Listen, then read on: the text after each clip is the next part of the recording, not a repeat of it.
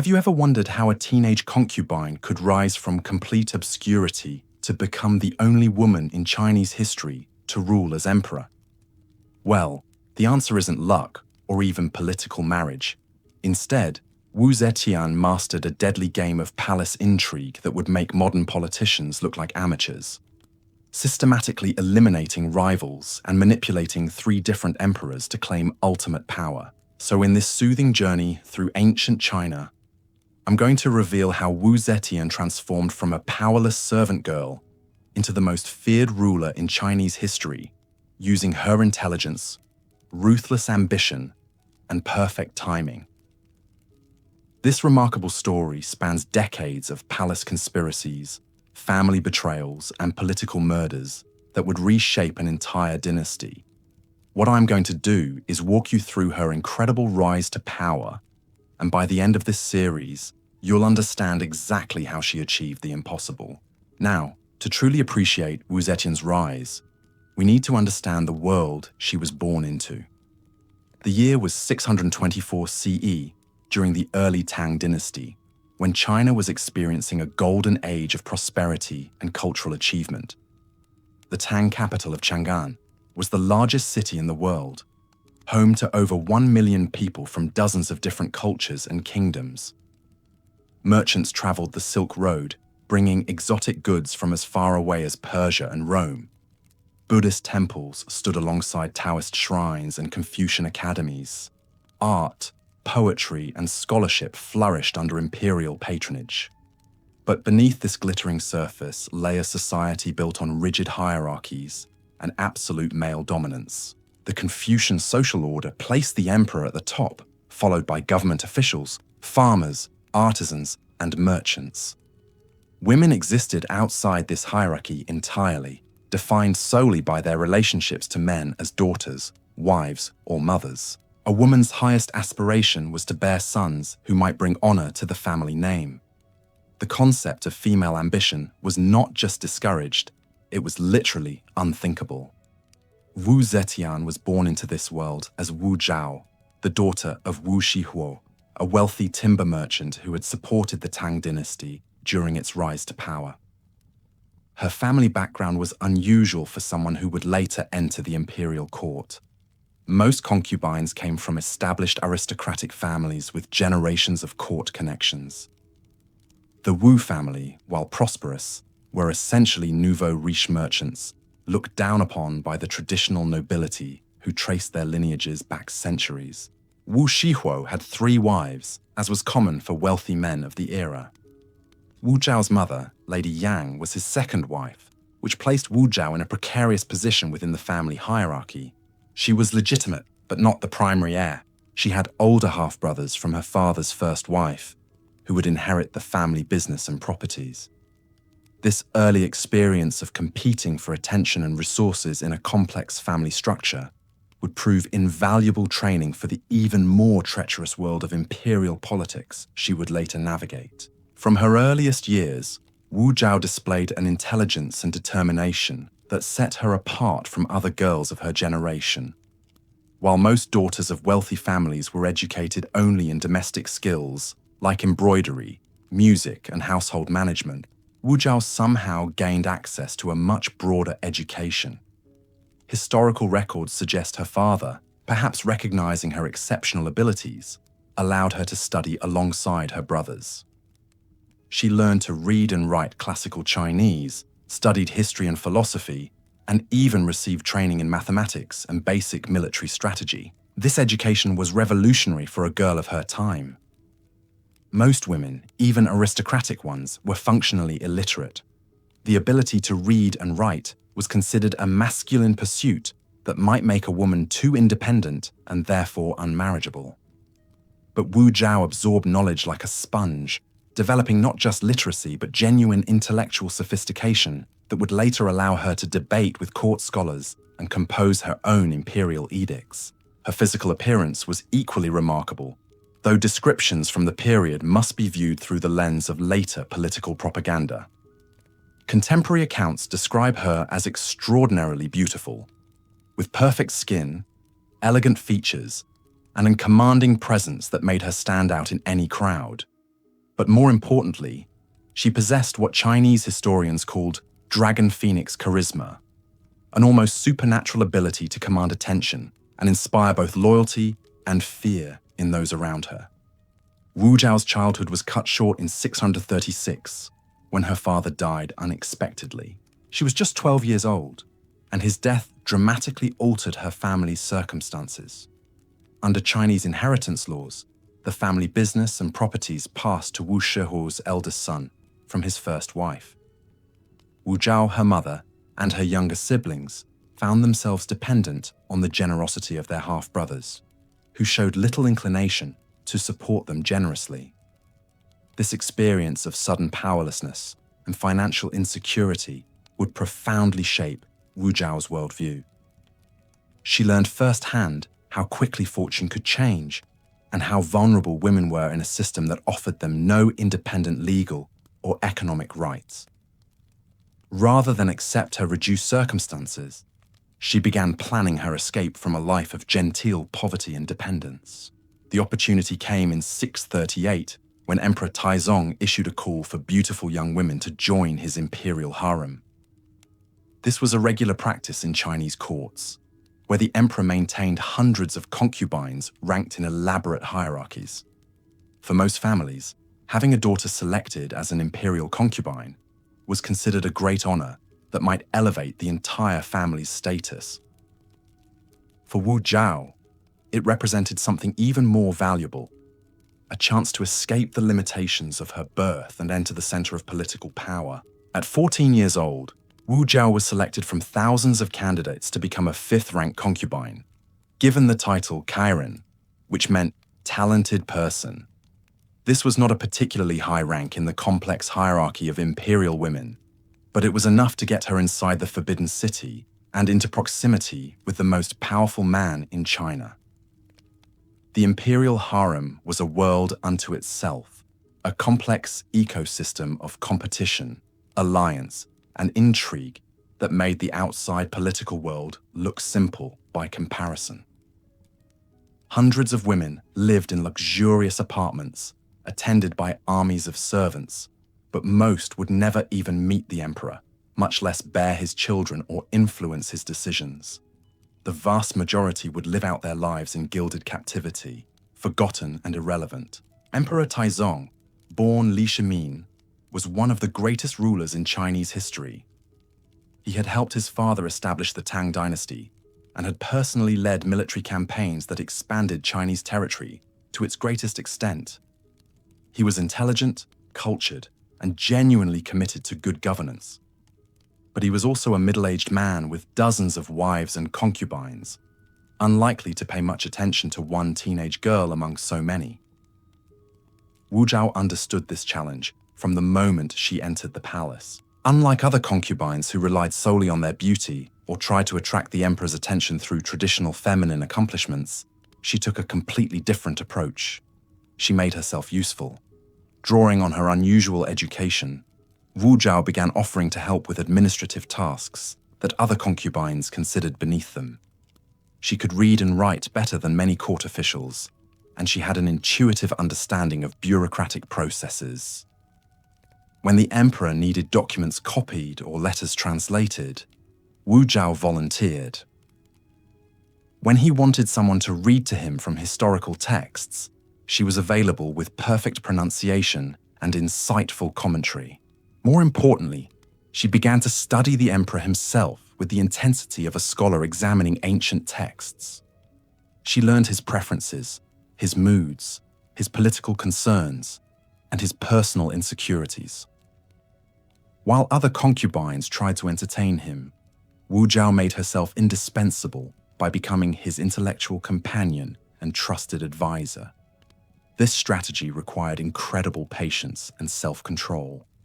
Wu Zhao spent months, then years, slowly building her relationship with the emperor while carefully observing the complex web of palace politics around her. She identified the key players, understood the factional divisions among court officials, and began to cultivate her own network of allies among servants, eunuchs, and minor officials who had access to valuable information. The imperial court was divided into numerous competing factions, based on regional origins, philosophical differences, and personal loyalties. The most powerful group consisted of the founding families who had helped establish the Tang Dynasty and felt entitled to permanent influence. These aristocratic clans looked down on newcomers like Wu Zhao and actively worked to limit the emperor's ability to promote people from outside their circle. Wu Zhao quickly realized that her merchant family background, which had seemed like a disadvantage, was actually a strength in this environment. She had no existing factional loyalties, which meant she could navigate between different groups without being automatically categorized as an enemy. She also understood commerce and economics in ways that the aristocratic officials, who considered trade beneath their dignity, did not. As months turned to years, Wu Zhao's influence with Emperor Taizong grew steadily.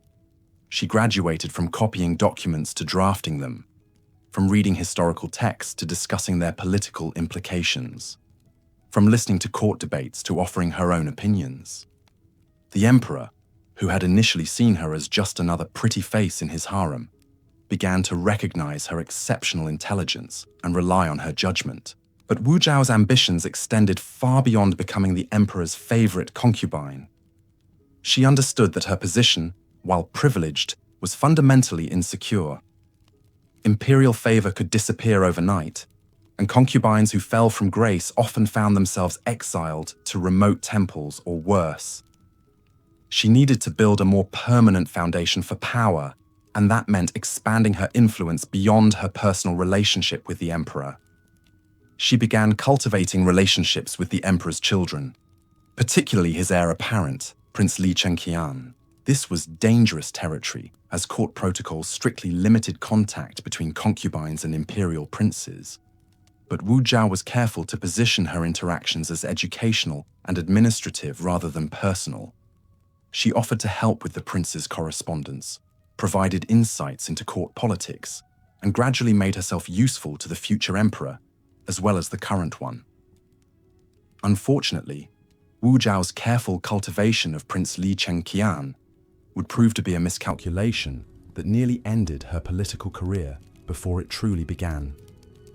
The prince, despite being the designated heir, was struggling with personal demons that made him increasingly unstable and unreliable as a political ally. Li Chengqian had grown up under enormous pressure as the crown prince of the world's most powerful empire. Every aspect of his life was scrutinized by court officials.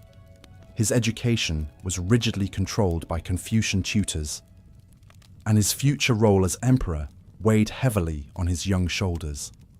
Rather than rising to meet these expectations, the prince began to rebel in increasingly dangerous ways. He developed a fascination with Turkish culture, adopting their clothing, customs, and even their military tactics. This was seen as deeply inappropriate for a future Chinese emperor, especially since the Tang Dynasty was actively fighting Turkish tribes on the northern frontier.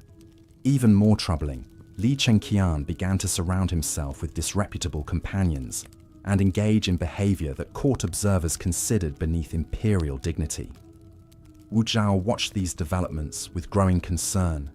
Her political instincts told her that the prince's erratic behavior was making him vulnerable to his enemies at court, and by extension, making her vulnerable as well. She had invested significant time and energy in building a relationship with him, but now that investment was becoming a liability, the situation came to a head in 623 when Prince Li Chengqian was implicated in a conspiracy to assassinate his father and seize the throne prematurely.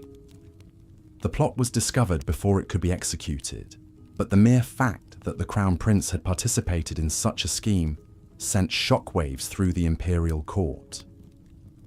Emperor Taizong was devastated by his son's betrayal and immediately began investigating everyone who had been associated with the prince. Wu Zhao found herself in an incredibly precarious position. Her connections to Li Chengqian were well documented, and many court officials viewed her as a potential conspirator who might have influenced the prince's rebellious behavior. The investigation that followed was thorough and ruthless, with dozens of people interrogated, tortured, and executed for their alleged roles in the conspiracy. But Wu Zhao's years of careful observation and relationship building now paid unexpected dividends. She had maintained connections with officials from multiple factions, and several of them spoke on her behalf during the investigation. More importantly, her genuine usefulness to the emperor as an administrative assistant and intellectual companion had created a reservoir of goodwill that protected her from the worst suspicions. Emperor Taizong ultimately concluded that Wu Zhao had been naive rather than treacherous in her relationship with the disgraced prince. She had been used by Li Chengqian rather than using him, a victim of his manipulation rather than a co-conspirator in his rebellion. This interpretation allowed the emperor to maintain his relationship with Wu Zhao while distancing himself from the painful memory of his son's betrayal. The prince conspiracy crisis taught Wu Zhao several crucial lessons about palace politics that would guide her future actions. First, she learned that backing the wrong person, even for rational reasons, could be catastrophic. Political calculations that seemed logical could be overturned overnight by unexpected events or personality flaws. Second, she discovered the immense value of maintaining relationships across factional lines.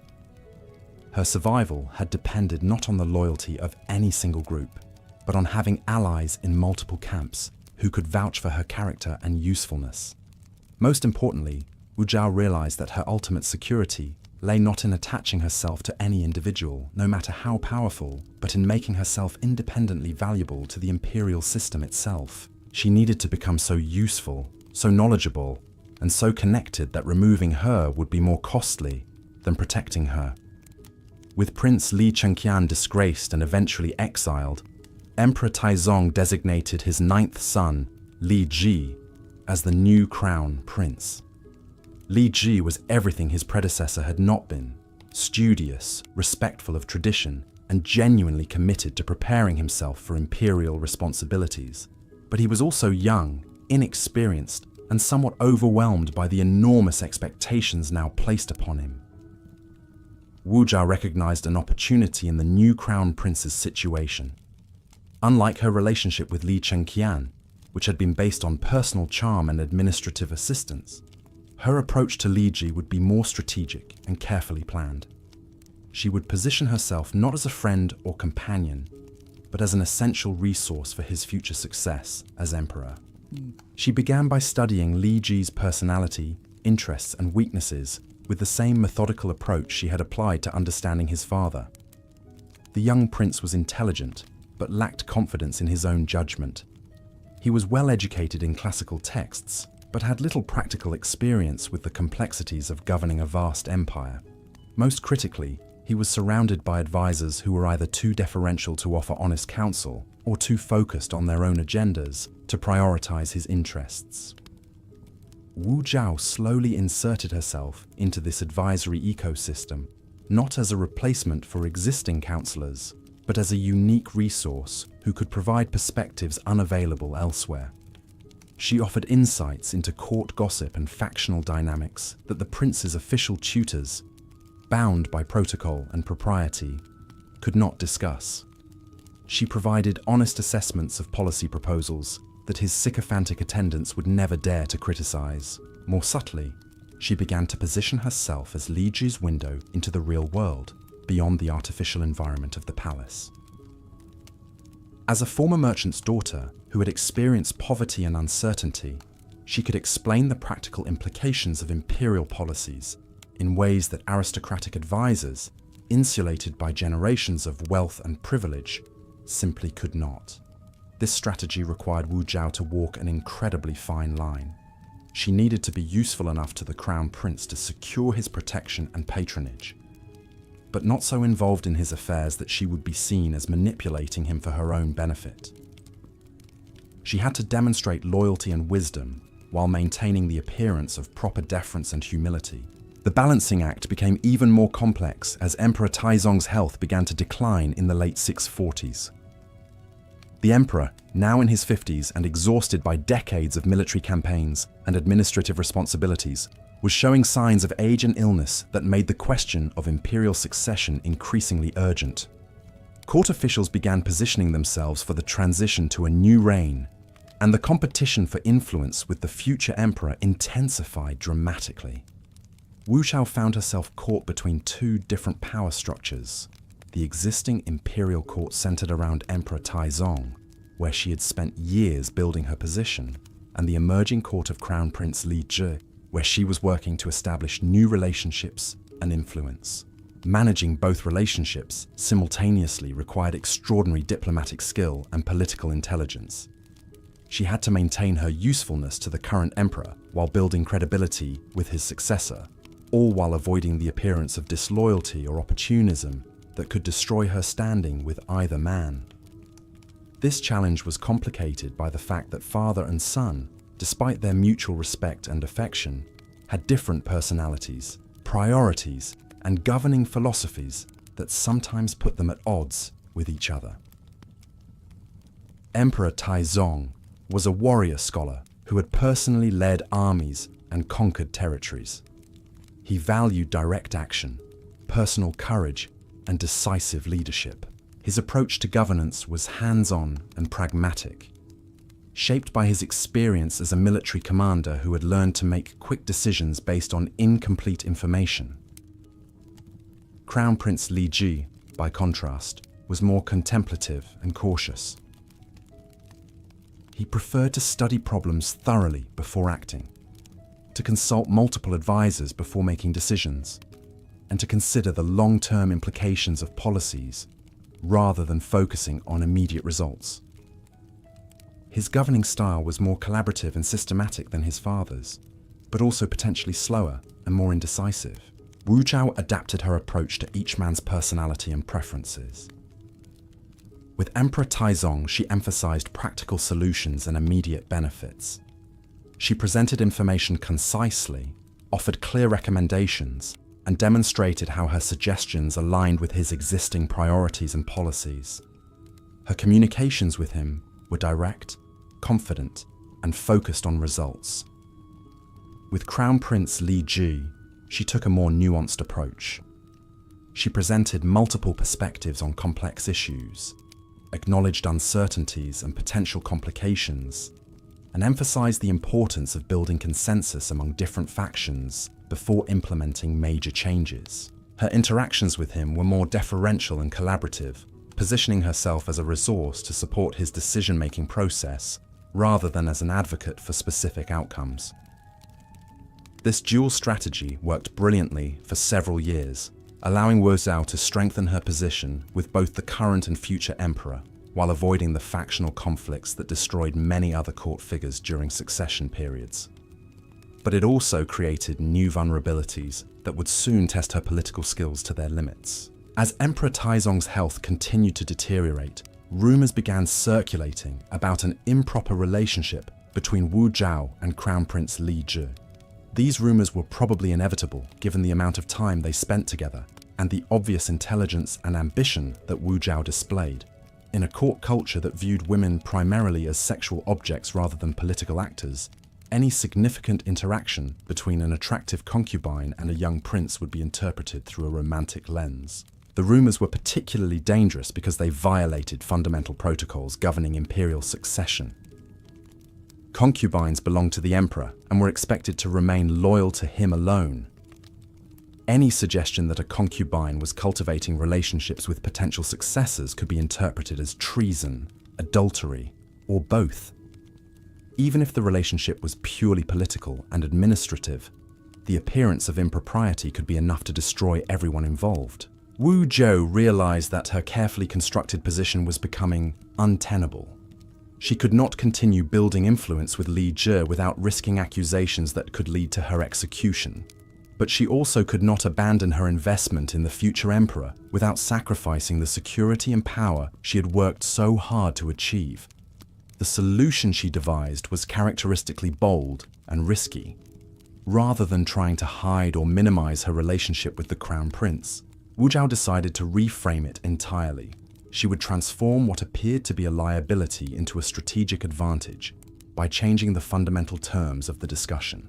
In early 649, as Emperor Taizong lay dying, Wu Zhao made a decision that would alter the course of Chinese history. Instead of waiting passively for events to unfold around her, she chose to take control of her own destiny in a way that no woman in Chinese history had ever attempted.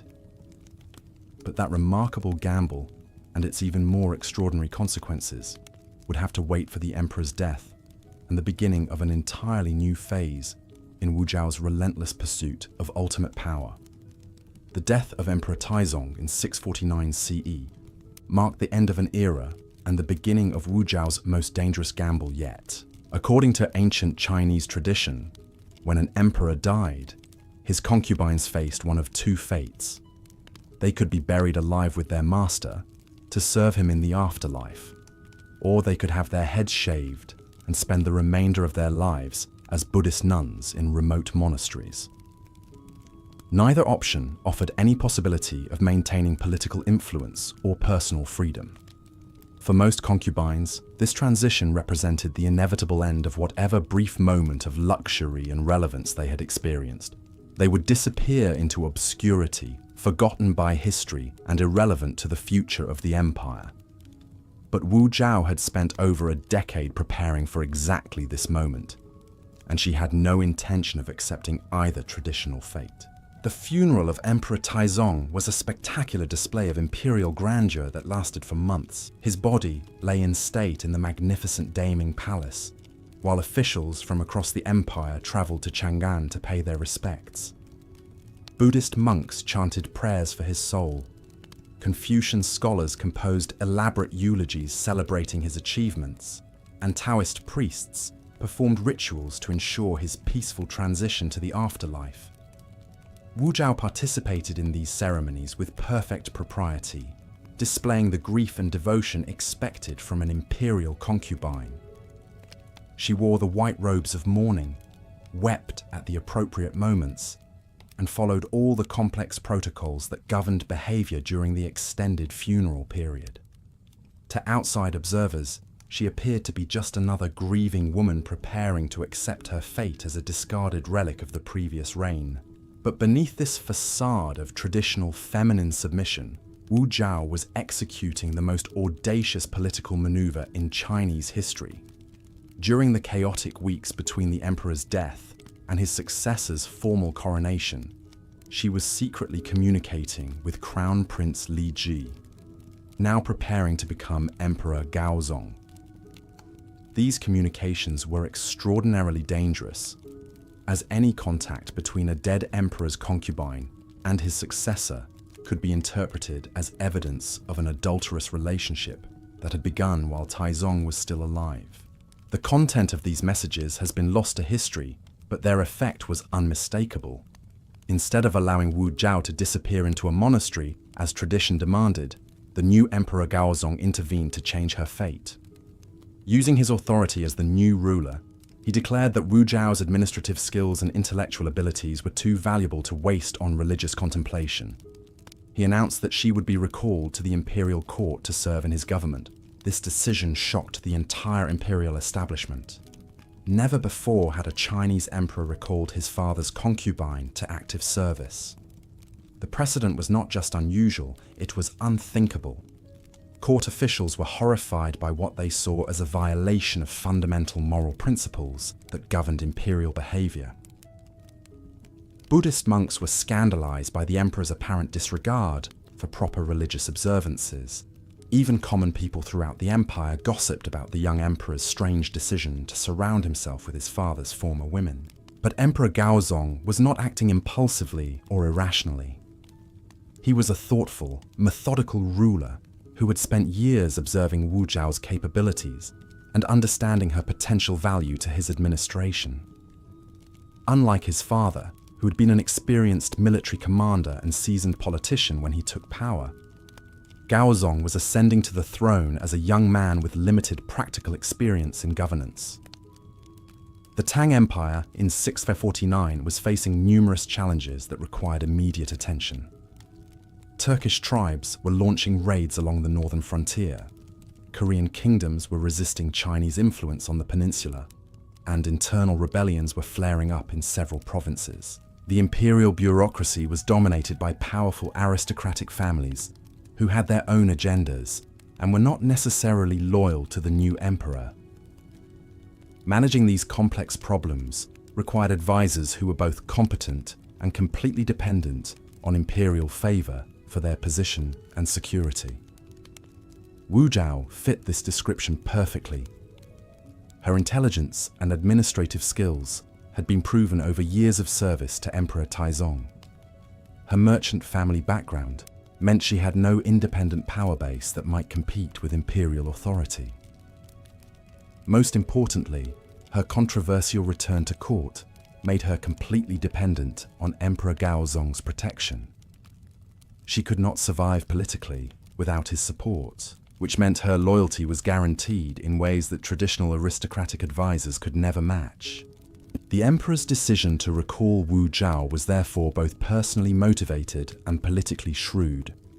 He was bringing back a woman he trusted and found intellectually stimulating, but he was also acquiring a uniquely valuable political asset who could help him navigate the treacherous early years of his reign. Wu Zhao returned to the imperial court in 650, not as a concubine, but as something entirely new in Chinese history. A female government official with real administrative responsibilities and political influence. Her formal title was modest, but her actual role was far more significant. She had direct access to the emperor, participated in policy discussions, and gradually began to influence major decisions about both domestic governance and foreign policy. Her first major challenge was establishing credibility with the existing court bureaucracy, most of whom viewed her appointment as a dangerous precedent that violated traditional gender roles and governmental procedures. These officials had spent their entire careers climbing through established hierarchies based on literary examinations, family connections, and factional loyalties.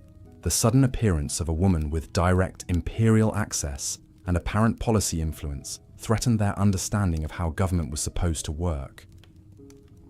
Wu Zhao addressed this resistance with characteristic intelligence and patience. Rather than trying to directly confront or override the existing bureaucratic establishment, she found ways to work within and around existing systems. She focused initially on areas where her unique background and skills provided clear advantages that even skeptical officials had to acknowledge. Her experience as a merchant's daughter, for example, gave her insights into trade and economic policy that aristocratic officials lacked. When debates arose about tax collection, commercial regulations, or infrastructure projects, Wu Zhao could provide practical perspectives based on real-world experience rather than theoretical knowledge. Her recommendations were often more effective than those offered by officials whose understanding of economics came entirely from classical texts. She also leveraged her years of observation and relationship building within the imperial court to become an invaluable source of information about factional dynamics and personal rivalries among government officials. Emperor Gaozong, like any ruler, needed to understand the complex web of alliances and conflicts within his administration in order to make effective personnel decisions and prevent conspiracies. Wu Zhao's comprehensive knowledge of court politics made her an essential intelligence resource. More subtly, she began to position herself as a bridge between the emperor and various constituencies that traditional advisors found difficult to understand or communicate with effectively. Her humble origins allowed her to speak credibly about the concerns of merchants, farmers, and artisans in ways that aristocratic officials could not. Her gender gave her access to information about the imperial harem and the concerns of court women that male advisors never heard. This multifaceted approach gradually established Wu Zhao as an indispensable member of Emperor Gaozong's inner circle. Officials who had initially opposed her appointment began to recognize her value and seek her support for their own initiatives. Factional leaders who had viewed her as an outsider started treating her as a potential ally whose influence with the emperor could advance their interests. But Wu Zhao's growing political influence created new dangers that she had to navigate carefully. The more important she became to the emperor's government, the more threatening she appeared to established power centers that had reasons to limit her authority. The most dangerous opposition came from the Empress and the imperial in-laws who had expected to dominate the new reign. Empress Wang had married Li Ju several years before his accession to the throne, and she had reasonable expectations that becoming emperor would elevate her to a position of significant influence within the court. As the official wife of the ruler, she should have been the most important woman in the empire, with authority over the imperial household and informal influence over policy decisions affecting women and family matters. Instead, Empress Wang found herself increasingly marginalized by Wu Zhao's growing influence with her husband. The emperor spent more time consulting with Wu Zhao about government business than he did discussing personal matters with his official wife. Court observers began to notice that Wu Zhao's recommendations carried more weight in imperial decision-making than the empress's opinions. This situation was not just personally humiliating for Empress Wang, it was politically dangerous for her entire extended family. The Wang clan had invested heavily in her marriage to the future emperor, expecting that her position as empress would provide them with preferential access to government positions, lucrative contracts, and policy influence. If Wu Zhao continued to gain power at the empress's expense, the Wang family's political investments would lose value and their rivals would gain advantages. Empress Wang's response to this challenge revealed both her limitations as a political strategist and the fundamental differences between her approach to power and Wu Zhao's methods. Rather than trying to compete with Wu Zhao on intellectual or administrative grounds, the Empress focused on emphasizing traditional gender roles and moral propriety. She positioned herself as the defender of conventional values against Wu Zhao's dangerous innovations. This strategy had some initial success among conservative court officials who were already uncomfortable with Wu Zhao's unprecedented role in government. Empress Wang argued that allowing a former concubine to participate in policy discussions violated fundamental principles of imperial dignity and Confucian morality. She suggested that the emperor's reliance on Wu Zhao's advice was inappropriate and potentially corrupting to the moral foundation of imperial rule. But Empress Wang's approach suffered from a critical weakness. It offered no practical alternative to Wu Zhao's contributions. The Empress could criticize Wu Zhao's influence, but she could not replace Wu Zhao's administrative skills, political intelligence, or economic insights. Her arguments were based on abstract principles rather than concrete benefits, which made them less compelling to an emperor who was struggling with real governmental challenges. Wu Zhao recognized the threat that Empress Wang represented, but she also understood that direct confrontation would be counterproductive. Any open conflict between the emperor's wife and his advisor would force Emperor Gaozong to choose sides, and traditional protocol strongly favored the empress in such disputes. Wu Zhao needed a more subtle approach that would undermine her rival without creating an obvious crisis. Her solution was to make herself even more indispensable, while simultaneously demonstrating the limitations of traditional approaches to imperial administration.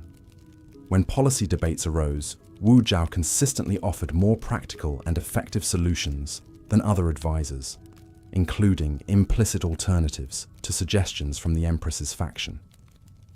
When administrative problems emerged, she provided faster and more comprehensive responses than established bureaucratic channels. More importantly, Wu Zhao began to document and publicize her contributions to successful government initiatives. When her recommendations led to increased tax revenues, she made sure the emperor understood her role in achieving those results. When her insights helped resolve diplomatic conflicts or prevent internal rebellions, she ensured that her contributions were recorded in official documents and remembered by key officials. This systematic approach to building and demonstrating her value created a powerful argument for maintaining and expanding her influence that was based on measurable results rather than theoretical principles. Even officials who were philosophically opposed to female participation in government found it difficult to argue against Wu Zhao's track record of successful policy contributions. The competition between Wu Zhao and Empress Wang intensified throughout the early 650s as both women worked to consolidate their influence with the emperor and build supporting coalitions among court officials.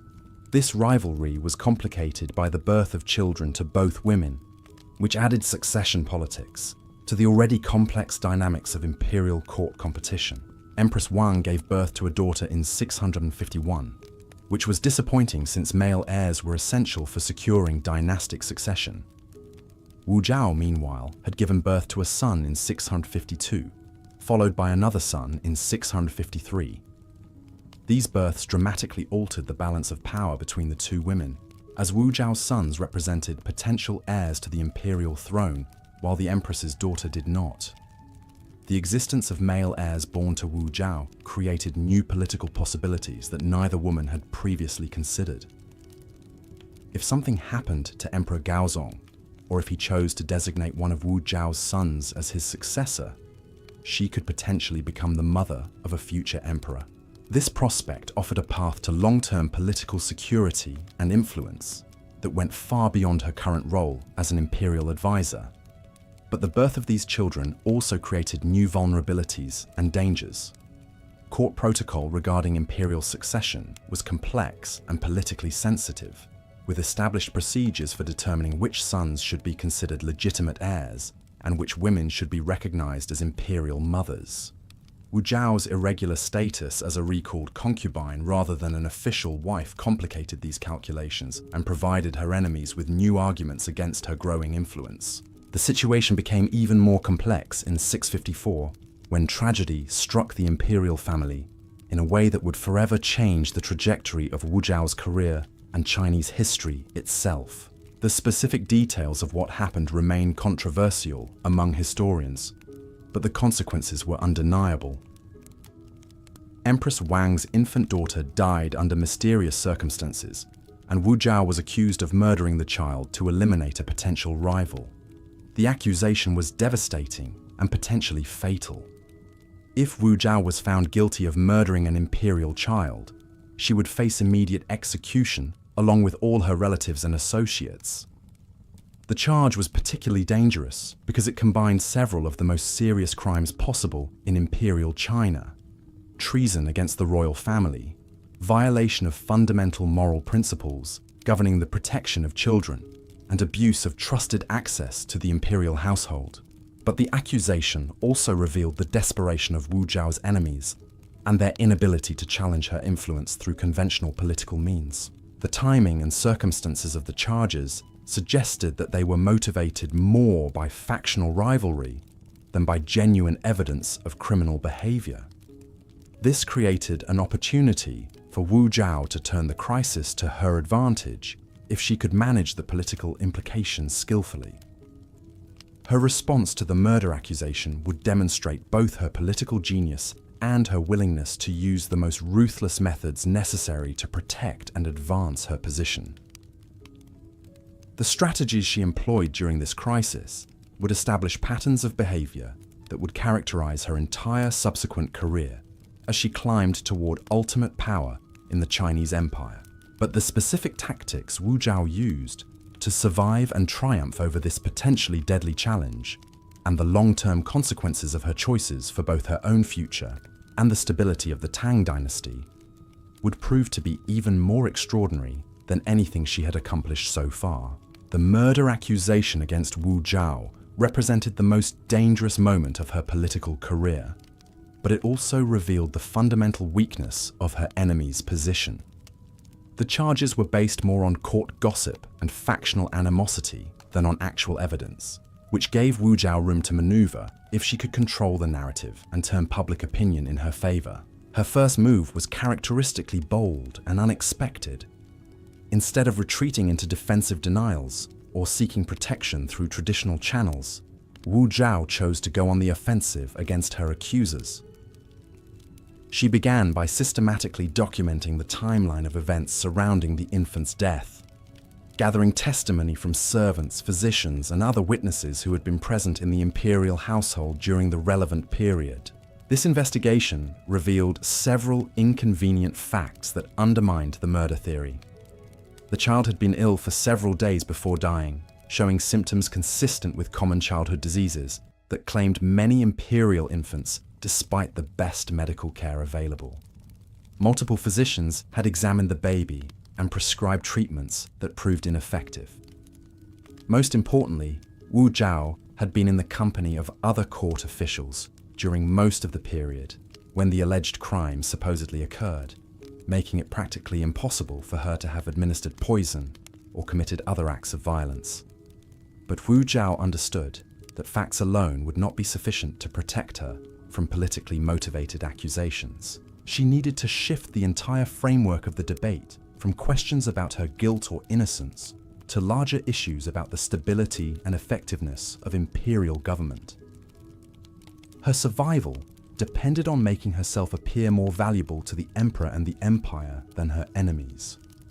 She accomplished this transformation by positioning the accusations against her as part of a broader conspiracy by conservative factions to undermine Emperor Gaozong's authority and reverse the administrative reforms that had made his government more effective than his predecessors. Wu Zhao argued that her enemies were using the tragedy of an infant's death as a pretext to attack innovative approaches to governance that threatened their traditional privileges and power. This reframing was politically brilliant because it transformed Wu Zhao from a defendant in a criminal case into a symbol of progressive government reform. Officials who supported modernizing the imperial bureaucracy found themselves defending Wu Zhao not because they necessarily liked her personally, but because attacking her meant attacking the broader reform agenda they favored. Conversely, officials who opposed her found themselves associated with reactionary resistance to beneficial changes in government operations. Emperor Gaozong, who had invested significant political capital in Wu Zhao's appointment and had personally benefited from her administrative contributions, recognized the implications of the accusations immediately. If Wu Zhao was removed from government under these circumstances, it would signal that traditional factions could veto his personnel decisions and policy initiatives by manufacturing scandals and moral controversies. His authority as emperor would be permanently undermined if he allowed politically motivated accusations to determine who could serve in his administration. The emperor's response demonstrated both his political sophistication and his genuine commitment to protecting Wu Zhao from her enemies. Rather than conducting a private investigation that might be influenced by factional pressures, he announced that the accusations would be examined through formal legal procedures that would be open to observation by court officials and foreign diplomats. This transparency made it much more difficult for Wu Zhao's enemies to manipulate evidence or testimony. More importantly, Emperor Gaozong used the investigation as an opportunity to review and strengthen Wu Zhao's official position within the government hierarchy. He announced that regardless of the outcome of the criminal charges, Wu Zhao's administrative contributions had been so valuable that her role would be expanded and formalized through new titles and responsibilities that would make her status less vulnerable to future political attacks. This announcement sent a clear message to court factions about the emperor's priorities and expectations. Officials who wanted to maintain imperial favor would need to work with Wu Zhao rather than against her. Those who continued to oppose her would find themselves increasingly isolated from the centers of power and decision-making. The formal investigation into the murder accusations proceeded slowly and carefully over several months, with testimony from dozens of witnesses and examination of physical evidence by multiple experts. The process was designed to be thorough enough to satisfy skeptics, while also demonstrating the weakness of the case against Wu Zhao. During this period, Wu Zhao continued to perform her administrative duties with characteristic competence and efficiency. She participated in policy meetings, drafted government documents, and provided advice on diplomatic and military matters, as if the accusations against her were merely a temporary distraction. This behavior reinforced her image as a dedicated public servant whose primary concern was effective governance rather than personal survival. The investigation's final report, issued in early 655, officially exonerated Wu Zhao of any criminal wrongdoing in the infant's death. The report concluded that the child had died of natural causes, possibly complicated by inadequate medical knowledge about treating childhood illnesses. More significantly, the report criticized officials who had promoted the murder accusations as having acted irresponsibly and potentially harmfully to imperial interests. But Wu Zhao's vindication came with costs that would shape her future political strategies. The months of controversy had revealed the depth of opposition to her influence among traditional court factions and the lengths to which her enemies would go to remove her from power. She understood that surviving this particular attack did not guarantee protection from future conspiracies, and that her position remained fundamentally vulnerable as long as she lacked formal authority that could not be easily challenged. Her solution to this problem would prove to be even more audacious than her previous political maneuvers. Instead of simply trying to strengthen her existing position as an imperial advisor, Wu Zhao began planning to fundamentally transform her status within the imperial hierarchy in ways that would make future attacks against her much more difficult and dangerous for her enemies. The key to this transformation lay in her relationship with Emperor Gaozong and her growing influence over imperial succession politics. Wu Zhao had already demonstrated her value as an administrator and policy advisor, but these roles, however important, were still technically subordinate positions that could be eliminated if political circumstances changed. She needed to acquire a form of power that was more permanent and legally protected. The solution she devised involved leveraging her position as the mother of potential imperial heirs to claim formal recognition as an imperial wife, rather than merely a recalled concubine. This change in status would not only provide her with greater legal protections and ceremonial authority, but would also position her sons as legitimate candidates for imperial succession, giving her a long-term stake in the dynasty's future. But achieving this transformation required Wu Zhao to overcome centuries of precedent and protocol that governed imperial marriages and succession procedures. No emperor in Chinese history had ever elevated a former concubine of his father to the status of Empress, and the practical and symbolic implications of such an unprecedented action would create enormous resistance among traditional court factions. Wu Zhao began preparing for this campaign by systematically building support among key constituencies whose backing would be essential for success. She cultivated relationships with military commanders who valued her insights into strategic planning and resource allocation. She developed alliances with provincial governors who appreciated her understanding of local economic conditions and administrative challenges. Most importantly, she strengthened her connections with younger court officials who were more open to innovative approaches to governance and less committed to traditional restrictions on female participation in politics. This coalition-building effort required Wu Zhao to demonstrate her value to each group in terms they found compelling and relevant to their specific interests and concerns. Military officers needed to see evidence that her influence led to better funding and strategic planning for their campaigns. Provincial administrators wanted proof that her policy recommendations improved tax collection and local stability. Court officials required assurance that supporting her would advance their own career prospects and political objectives. Wu Zhao provided these demonstrations through a series of successful policy initiatives that showcased her administrative capabilities while building political debts among key constituencies. She developed new systems for military supply and logistics that improved the effectiveness of frontier campaigns against Turkish and Korean forces. She created innovative approaches to tax collection and agricultural development that increased imperial revenues while reducing the burden on local populations. She established new procedures for personnel evaluation and promotion that made government service more attractive to talented individuals from diverse backgrounds. Each of these accomplishments served multiple purposes in Wu Zhao's broader political strategy. They provided concrete evidence of her value to imperial administration, making it harder for opponents to argue that her influence was purely personal rather than professional. They created networks of officials and military officers who had direct interests in maintaining and expanding her authority. Most importantly, they demonstrated that Wu Zhao's approach to governance produced better results than traditional methods, giving Emperor Gaozong practical reasons to support her elevation beyond personal affection or loyalty. By late 655, Wu Zhao felt confident enough in her political position to begin the final phase of her campaign for formal recognition as Empress. This would require her to directly challenge Empress Wang and the powerful family networks that supported the existing imperial marriage, making it the most dangerous gamble of her career.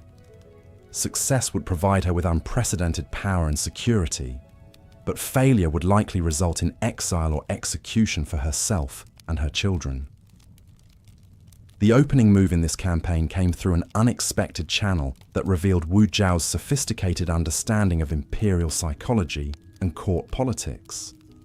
Rather than directly asking Emperor Gaozong to divorce his current wife, she began subtly questioning whether the existing imperial marriage was providing adequate support for the emperor's governing responsibilities and personal welfare. Wu Zhao's approach was indirect but systematic. During policy discussions, she would occasionally mention how much more effective the emperor could be if he had a partner who truly understood the complexities of imperial administration.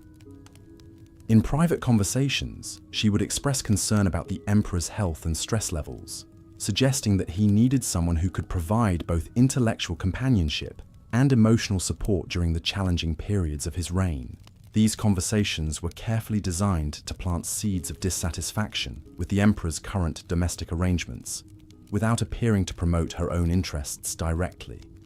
Wu Zhao wanted Emperor Gaozong to reach his own conclusions about the inadequacy of his marriage to Empress Wang, making any subsequent changes appear to be his initiative rather than her manipulation. The strategy worked exactly as intended. Emperor Gaozong began to compare his interactions with Wu Zhao, which were intellectually stimulating and politically productive, with his relationship with Empress Wang, which was formal, ceremonial, and largely irrelevant to his work as emperor. The contrast became increasingly obvious and frustrating to him as he realized how much more satisfaction and support he received from Wu Zhao than from his official wife. This growing dissatisfaction was encouraged by Wu Zhao's continued demonstrations of her administrative competence and political insight. During the winter of 655, a series of crises tested the imperial government's ability to respond effectively to unexpected challenges. Severe flooding in several southern provinces disrupted agricultural production and created refugee populations that needed emergency assistance. Diplomatic tensions with Korean kingdoms escalated into military conflicts that required rapid deployment of troops and supplies. Internal rebellions in Western territories threatened to spread, if not suppressed, quickly and decisively. Wu Zhao's responses to these crises were faster, more comprehensive, and more effective than those provided by traditional government channels. Her recommendations for flood relief were based on practical understanding of agricultural economics rather than theoretical knowledge from classical texts. Her strategic assessments of military situations reflected genuine comprehension of logistics and supply chain management, rather than abstract principles of warfare. Her proposals for dealing with internal rebellions demonstrated sophisticated analysis of regional politics and ethnic relations, rather than simple applications of traditional punishment methods. Emperor Gaozong could not help but notice that Wu Zhao consistently provided better advice and more useful insights than his other advisors, including those who were supposed to be experts in their respective fields. This comparison made him increasingly frustrated with the limitations of his existing advisory system and more appreciative of Wu Zhao's unique contributions to effective governance. The contrast was particularly striking when he compared Wu Zhao's capabilities with those of Empress Wang, who had no meaningful role in addressing any of the governmental challenges facing the empire. The Empress was expected to focus on ceremonial duties and household management, activities that seemed trivial and irrelevant compared to the life and death decisions required for imperial administration. Emperor Gaozong began to question whether his domestic arrangements were appropriate for someone who needed maximum support and assistance in governing the world's largest and most complex empire. Wu Zhi carefully monitored the emperor's evolving attitudes and began to prepare for the decisive conversation that would determine her future. She understood that she would have only one opportunity to propose her elevation to Empress, and that the timing, presentation, and justification for her request would be absolutely critical to its success. Everything she had accomplished over the previous decade had been preparation for this single moment of maximum risk and maximum opportunity. The conversation finally took place in early 656, during a private meeting where Wu Zhao and Emperor Gaozong were reviewing reports from provincial governors about the effectiveness of recent policy reforms. The discussion naturally led to broader questions about governmental efficiency and the emperor's need for comprehensive support in managing imperial responsibilities. Wu Zhao began by acknowledging the enormous burdens that Emperor Gaozong carried as ruler of the Tang Empire, emphasizing how much more complex and demanding imperial administration had become compared to earlier periods when China was smaller and less developed. She noted that previous emperors had been able to rely on simpler governmental structures and more limited advisory systems, but that contemporary challenges required more sophisticated and comprehensive approaches to decision-making and policy implementation. From this foundation, she gradually moved toward the question of whether the emperor's personal and domestic arrangements were adequate to support his professional responsibilities. Wu Zhou suggested that effective imperial governance required not just competent advisors and administrators, but also intimate companions who could provide intellectual partnership, emotional support, and practical assistance with the constant stream of decisions and problems that defined imperial life. The implicit criticism of Empress Wang was subtle, but unmistakable. Wu Zhao was suggesting that the emperor deserved and needed a wife who could be a true partner in governing the empire, someone who understood administrative complexities and could contribute meaningfully to policy discussions and strategic planning. The current empress, whatever her personal virtues, simply did not possess the knowledge, experience, or capabilities required for such a role. Emperor Gaozong's response revealed that Wu Zhao's months of careful preparation had achieved their intended effect. He acknowledged that he had been thinking along similar lines, recognizing that his governmental responsibilities were not adequately supported by his existing domestic arrangements. He admitted that his most productive and satisfying conversations about imperial business were with Wu Zhao, rather than with his official wife, and that this situation seemed both personally frustrating and professionally inefficient. More significantly, Emperor Gaozong began to explore the practical and political implications of changing his marital status to better align his personal relationships with his governmental needs. He asked Wu Zhao to research the historical precedents and legal procedures that would be required to divorce Empress Wang and elevate someone more suitable to the position of imperial wife. This request represented the breakthrough that Wu Zhao had been working toward for years. The emperor was not simply considering her proposal, he was actively planning to implement it and asking for her assistance in managing the complex process that would be required. Her transformation from concubine to empress was no longer a distant ambition. It was becoming an immediate practical project that would reshape the entire structure of imperial government and Chinese society. But Wu Zhao also understood that the most difficult and dangerous phase of her campaign was just beginning. Convincing Emperor Gaozong to support her elevation was only the first step in a process that would require her to overcome massive resistance from established court factions, traditional religious authorities, and conservative social opinion throughout the empire. The political and cultural obstacles to her unprecedented transformation would test every skill she had developed and every alliance she had built during her remarkable rise to power. The battle to become empress would be fought on multiple fronts simultaneously, requiring Wu Zhao to demonstrate not just her personal capabilities, but also her ability to manage complex political coalitions and navigate treacherous institutional conflicts. Success would make her the most powerful woman in Chinese history, but failure would likely result in the destruction of everything she had worked so hard to achieve. The stakes could not have been higher, and the outcome would determine not just Wu Zhao's personal fate, but the future direction of the Tang Dynasty and the role of women in Chinese political life for centuries to come. The campaign to elevate Wu Zhao to empress began in earnest during the spring of 656. and it would prove to be the most complex political undertaking in Tang Dynasty history. Wu Zhao understood that this transformation required far more than imperial approval. She needed to systematically dismantle centuries of legal precedent, religious doctrine, and social convention that made her elevation theoretically impossible. Her first challenge was identifying and neutralizing the specific sources of opposition that would inevitably emerge once her intentions became public knowledge. The most dangerous resistance would come from Empress Wang's family, the powerful Wang clan, who had invested their political capital and social prestige in their daughter's position as imperial wife. They would fight desperately to preserve their influence and prevent their rivals from gaining access to the ultimate source of political power.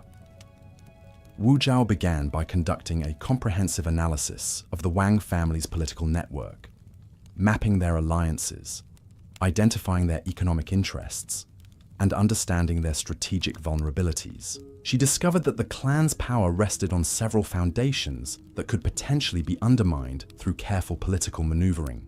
The Wang family controlled several lucrative government contracts for military supplies and infrastructure projects, relationships that generated enormous wealth but also created dependencies that could be exploited. Their influence in the imperial bureaucracy was concentrated in specific departments and regions where family members held key positions, creating potential choke points that could be targeted through administrative reforms. Most importantly, their political coalition included several ambitious individuals whose loyalty was based on mutual benefit rather than genuine personal commitment, making them potentially vulnerable to better offers from competing factions. Wu Zhao developed a multi-pronged strategy for weakening the Wang clan's ability to oppose her elevation. She began by identifying alternative suppliers for the government contracts they controlled, demonstrating that their services were not irreplaceable and that competition might actually improve quality while reducing costs. She initiated personnel reviews in departments where Wang family influence was strongest, ostensibly to improve administrative efficiency, but actually to create opportunities for replacing their allies with officials more sympathetic to her objectives. More subtly, she began cultivating relationships with younger members of the Wang family who were frustrated by their limited advancement opportunities within the traditional clan hierarchy. These individuals were offered prospects for accelerated promotion and expanded responsibilities in exchange for their neutrality or even support during the coming succession crisis. Wu Zhao understood that dividing her enemies was often more effective than trying to defeat them through direct confrontation. While working to undermine the Wang family's political position, Wu Zhao simultaneously launched a sophisticated propaganda campaign designed to prepare public opinion for her unprecedented elevation. This effort required her to address the fundamental cultural and religious objections that made the concept of a female emperor seem impossible to most Chinese people.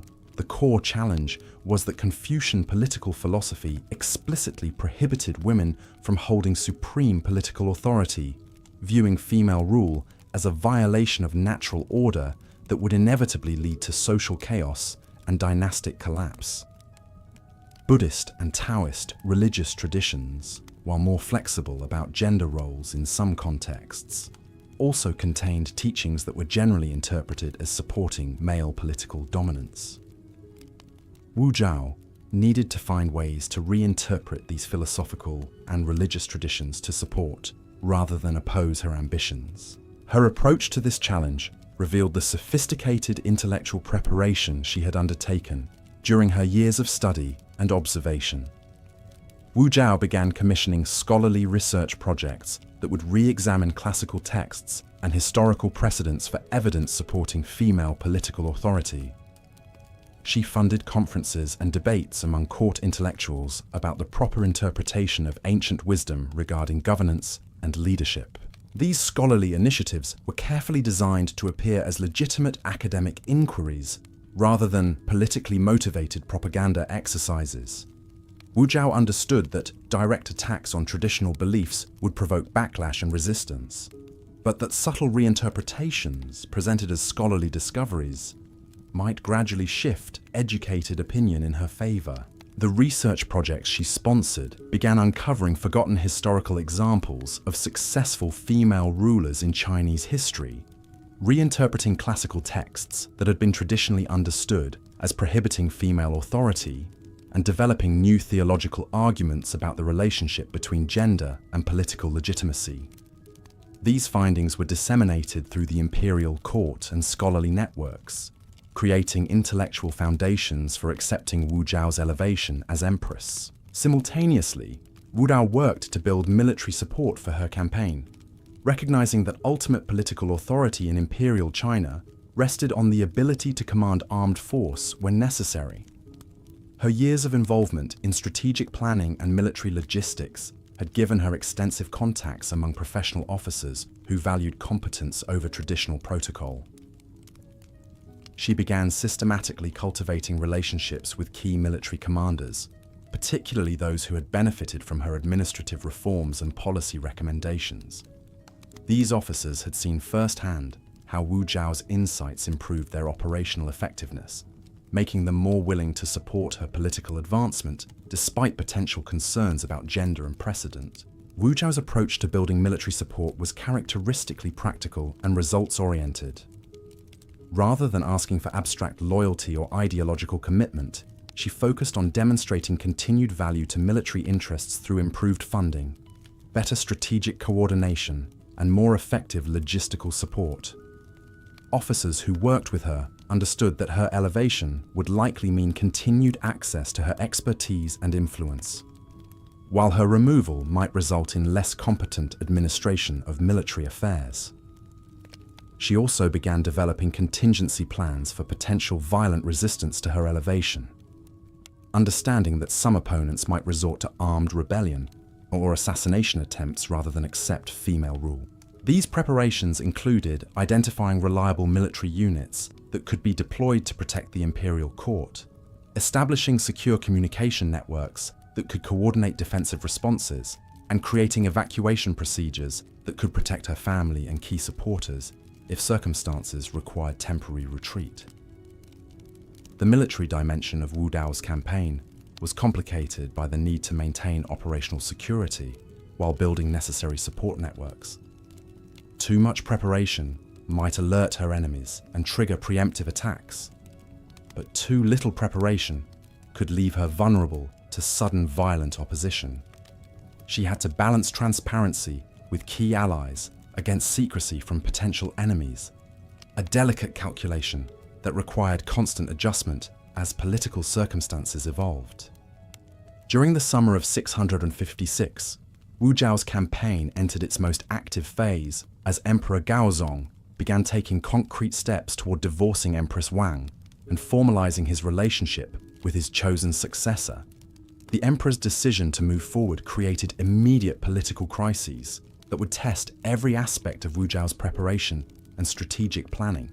The first major confrontation came when senior court officials learned about the emperor's intentions and demanded formal audiences to express their opposition. These officials argued that divorcing Empress Wang would violate fundamental principles of imperial dignity and Confucian morality, potentially destabilizing the dynasty and undermining the emperor's legitimacy both domestically and internationally.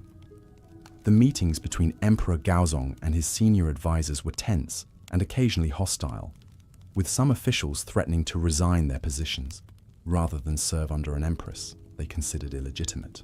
The emperor found himself caught between his personal desires and political calculations on one side, and enormous institutional pressure from the established governmental hierarchy on the other.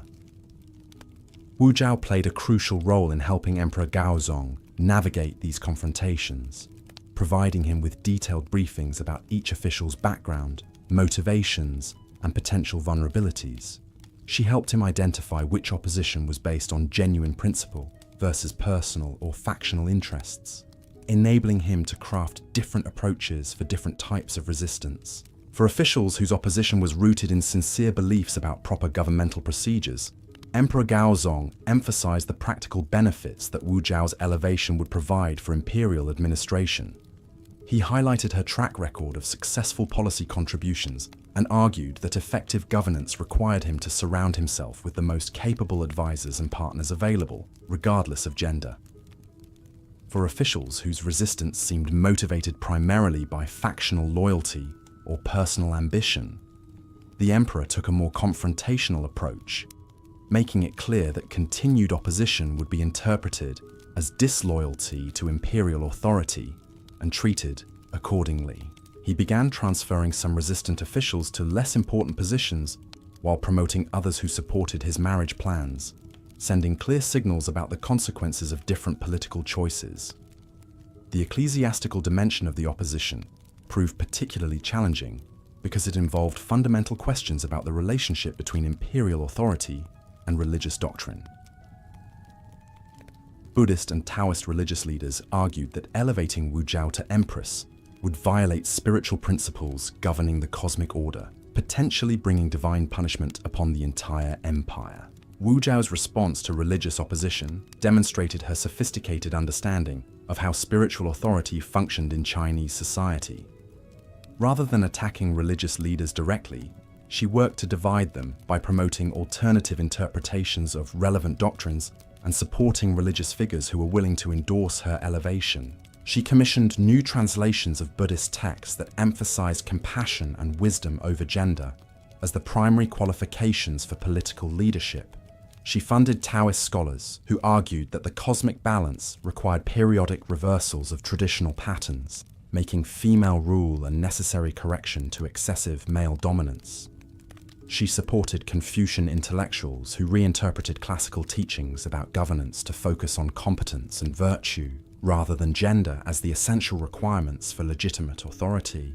These religious and philosophical debates created intellectual cover for officials and citizens who were personally inclined to support Wu Zetian, but needed justification for abandoning traditional beliefs about female political participation.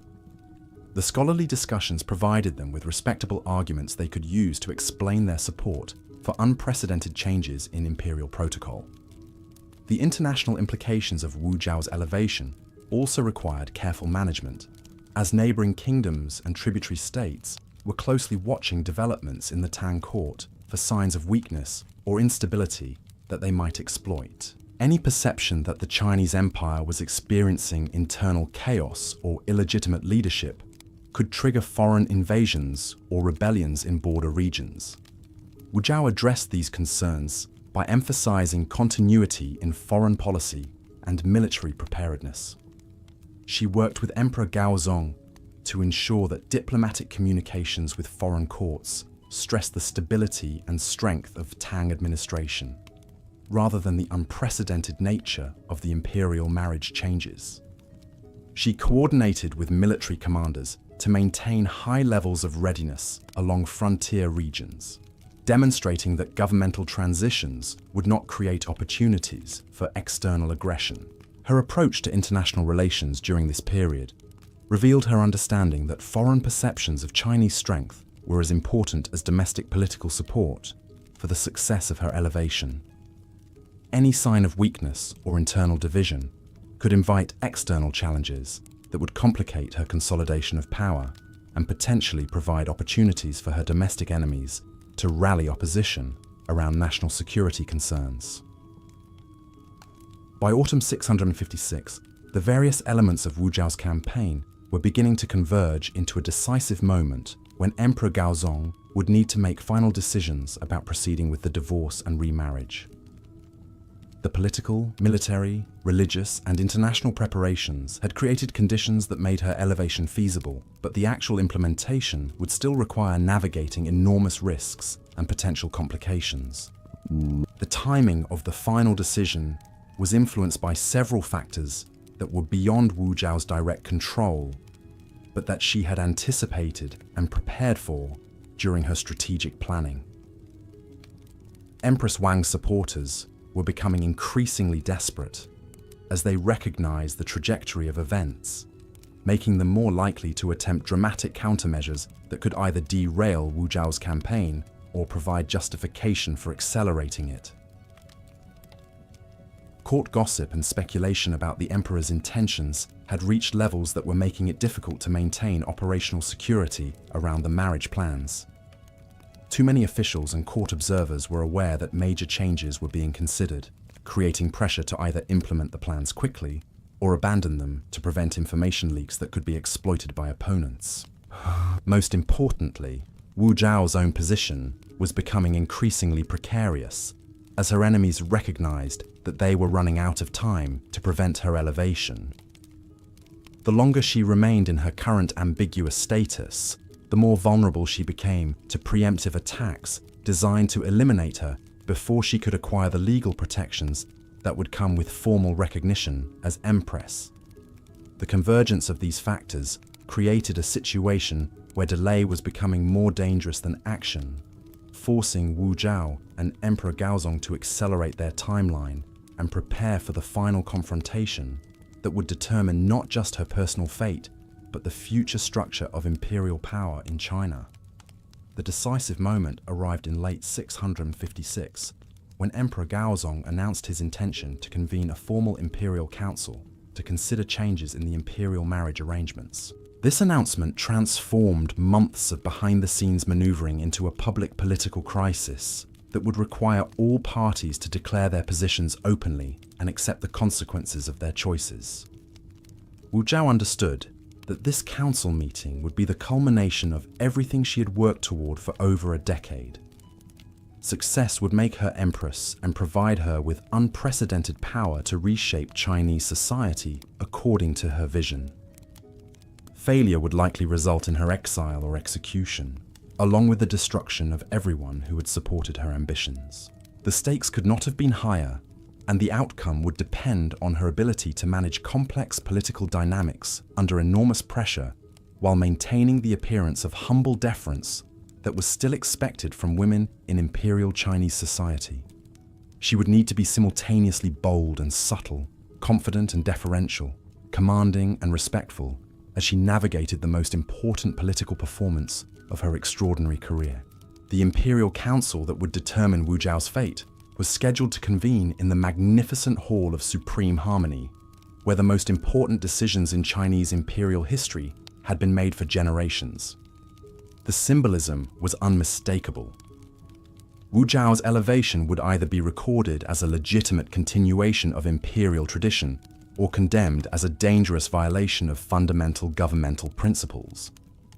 Everything now depended on her ability to convince the assembled officials, military commanders, and religious leaders that her unprecedented transformation from concubine to empress represented not a revolutionary break with Chinese tradition, but rather its natural and necessary evolution in response to contemporary challenges and opportunities. The woman who had entered the imperial court as a powerless teenager was about to discover whether her intelligence, ambition, and political skills were sufficient to achieve the impossible dream of supreme power in the world's most traditional and hierarchical society. The Imperial Council convened on a cold December morning in 656, with representatives from every major faction in Chinese government, gathering in the Hall of Supreme Harmony. Wu Zhao had spent the previous weeks in careful preparation, but she understood that no amount of planning could fully prepare her for the unprecedented nature of what she was attempting to accomplish. The assembled officials represented a cross-section of Tang Dynasty power structures, each group bringing their own perspectives and interests to the deliberations. Military commanders sat alongside Confucian scholars, Buddhist monks debated with Taoist priests, and provincial governors mingled with court bureaucrats. The diversity of viewpoints ensured that every possible argument for and against Wu Zhao's elevation would be thoroughly examined. Emperor Gaozong opened the proceedings with a carefully prepared speech that emphasized the practical challenges facing imperial administration and the need for innovative solutions to unprecedented problems. He avoided directly mentioning Wu Zhao's candidacy, instead focusing on abstract principles about the importance of selecting the most qualified individuals for crucial governmental positions, regardless of traditional limitations or conventional expectations. The emperor's approach was strategically sound but politically risky. By framing the discussion in terms of governmental efficiency rather than personal preference, he invited detailed scrutiny of Wu Zhao's qualifications and track record. This examination could either vindicate her claims to exceptional competence or expose weaknesses that her enemies could exploit to undermine her candidacy. The first phase of the council debates focused on historical precedents for imperial marriage arrangements and the legal procedures governing changes in imperial family structure. Conservative officials argued that established protocols existed for good reasons and should not be altered without compelling justification that outweighed potential risks to dynastic stability. Wu Zhao's supporters responded by presenting the scholarly research she had commissioned over the previous months, demonstrating that imperial marriage practices had evolved significantly throughout Chinese history in response to changing political circumstances. They argued that flexibility and adaptation were actually traditional imperial virtues rather than dangerous innovations. The historical debate revealed the sophisticated intellectual preparation that Wu Zhao had undertaken to support her candidacy. Her research team had uncovered numerous examples of emperors who had modified marriage arrangements for political or administrative reasons, creating precedents that could be cited to justify contemporary changes. More importantly, they had identified classical texts that could be interpreted as supporting meritocratic selection of imperial partners based on capability rather than birth or convention. The second phase of the council discussions addressed the practical implications of Wu Zhao's elevation for imperial administration and governmental effectiveness. This topic played directly to her strengths, as she had spent years demonstrating her administrative competence and policy insights through measurable contributions to successful government initiatives. Military commanders testified about Wu Zhao's valuable contributions to strategic planning and logistics management, describing specific examples where her recommendations had improved operational outcomes and reduced costs. Provincial governors explained how her economic insights had helped them implement more effective tax collection and agricultural development programs. Court officials acknowledged her superior understanding of bureaucratic procedures and interfactional dynamics. This testimony was particularly powerful because it came from practical administrators who had worked directly with Wu Zhao and could speak from personal experience about her capabilities. Their endorsements carried more weight than abstract theoretical arguments because they were based on documented results rather than speculation about potential outcomes. However, Wu Zhao's opponents also presented compelling evidence about the risks associated with her elevation. They argued that promoting a woman to empress would set dangerous precedents that could destabilize traditional social hierarchies and encourage inappropriate ambitions among other women throughout the empire. They warned that foreign kingdoms might interpret female rule as evidence of Chinese weakness and become more aggressive in their territorial ambitions. The religious dimension of the opposition proved particularly challenging because it involved fundamental questions about cosmic order and divine approval for governmental arrangements. Buddhist leaders argued that elevating Wu Zhao would violate principles about proper relationships between masculine and feminine energies that governed both spiritual and political realms. Confucian scholars maintained that female rule contradicted natural law and would inevitably lead to social chaos and dynastic collapse. Wu Zhao's response to these religious objections demonstrated her sophisticated understanding of how spiritual authority functioned in imperial politics. Rather than directly challenging established doctrines, she worked through allied religious figures to present alternative interpretations that supported her candidacy while maintaining respect for traditional teachings. The Buddhist monks she had cultivated argued that compassion and wisdom were more important than gender for effective leadership, citing examples from Buddhist literature of female figures who had achieved enlightenment and provided guidance for entire communities. The Taoist priests in her coalition emphasized concepts about balance and change, suggesting that periodic reversals of traditional patterns were necessary to maintain cosmic harmony. The Confucian scholars she supported focused on classical teachings about virtue and competence as the primary qualifications for legitimate authority. These religious debates created space for officials who were personally inclined to support Wu Zhao, but needed intellectual justification for abandoning conventional beliefs about female political participation. The scholarly discussions provided them with respectable arguments they could use to explain their support for unprecedented changes in imperial protocol, without appearing to reject fundamental cultural values. The third phase of the council proceedings addressed the international implications of Wu Zhao's elevation and the potential responses from neighboring kingdoms and tributary states. This discussion was particularly important because any perception of Chinese weakness or instability could trigger foreign invasions or rebellions in border regions that might destabilize the entire empire. Wu Zhao had prepared extensively for this line of questioning by coordinating with military commanders and diplomatic officials to develop comprehensive assessments of foreign threats and appropriate countermeasures. She was able to demonstrate detailed knowledge of international relations and strategic planning that impressed even skeptical officials who had questioned her qualifications for imperial responsibilities. Her analysis of foreign policy challenges revealed understanding that went far beyond what most court officials possessed about complex relationships with Korean kingdoms, Turkish tribes, and Central Asian trading partners. She could discuss military logistics, economic dependencies, and cultural factors that influenced diplomatic negotiations, with a sophistication that reflected years of serious study and practical experience. More importantly, Wu Zhao presented specific proposals for strengthening Chinese international position that addressed legitimate concerns about potential foreign exploitation of imperial transitions. Her recommendations included military reforms, diplomatic initiatives, and economic policies that would demonstrate imperial strength and continuity, regardless of changes in domestic political arrangements. The international policy discussions also provided Wu Zhao with opportunities to highlight her unique qualifications for managing complex governmental challenges that required both analytical intelligence and practical administrative experience.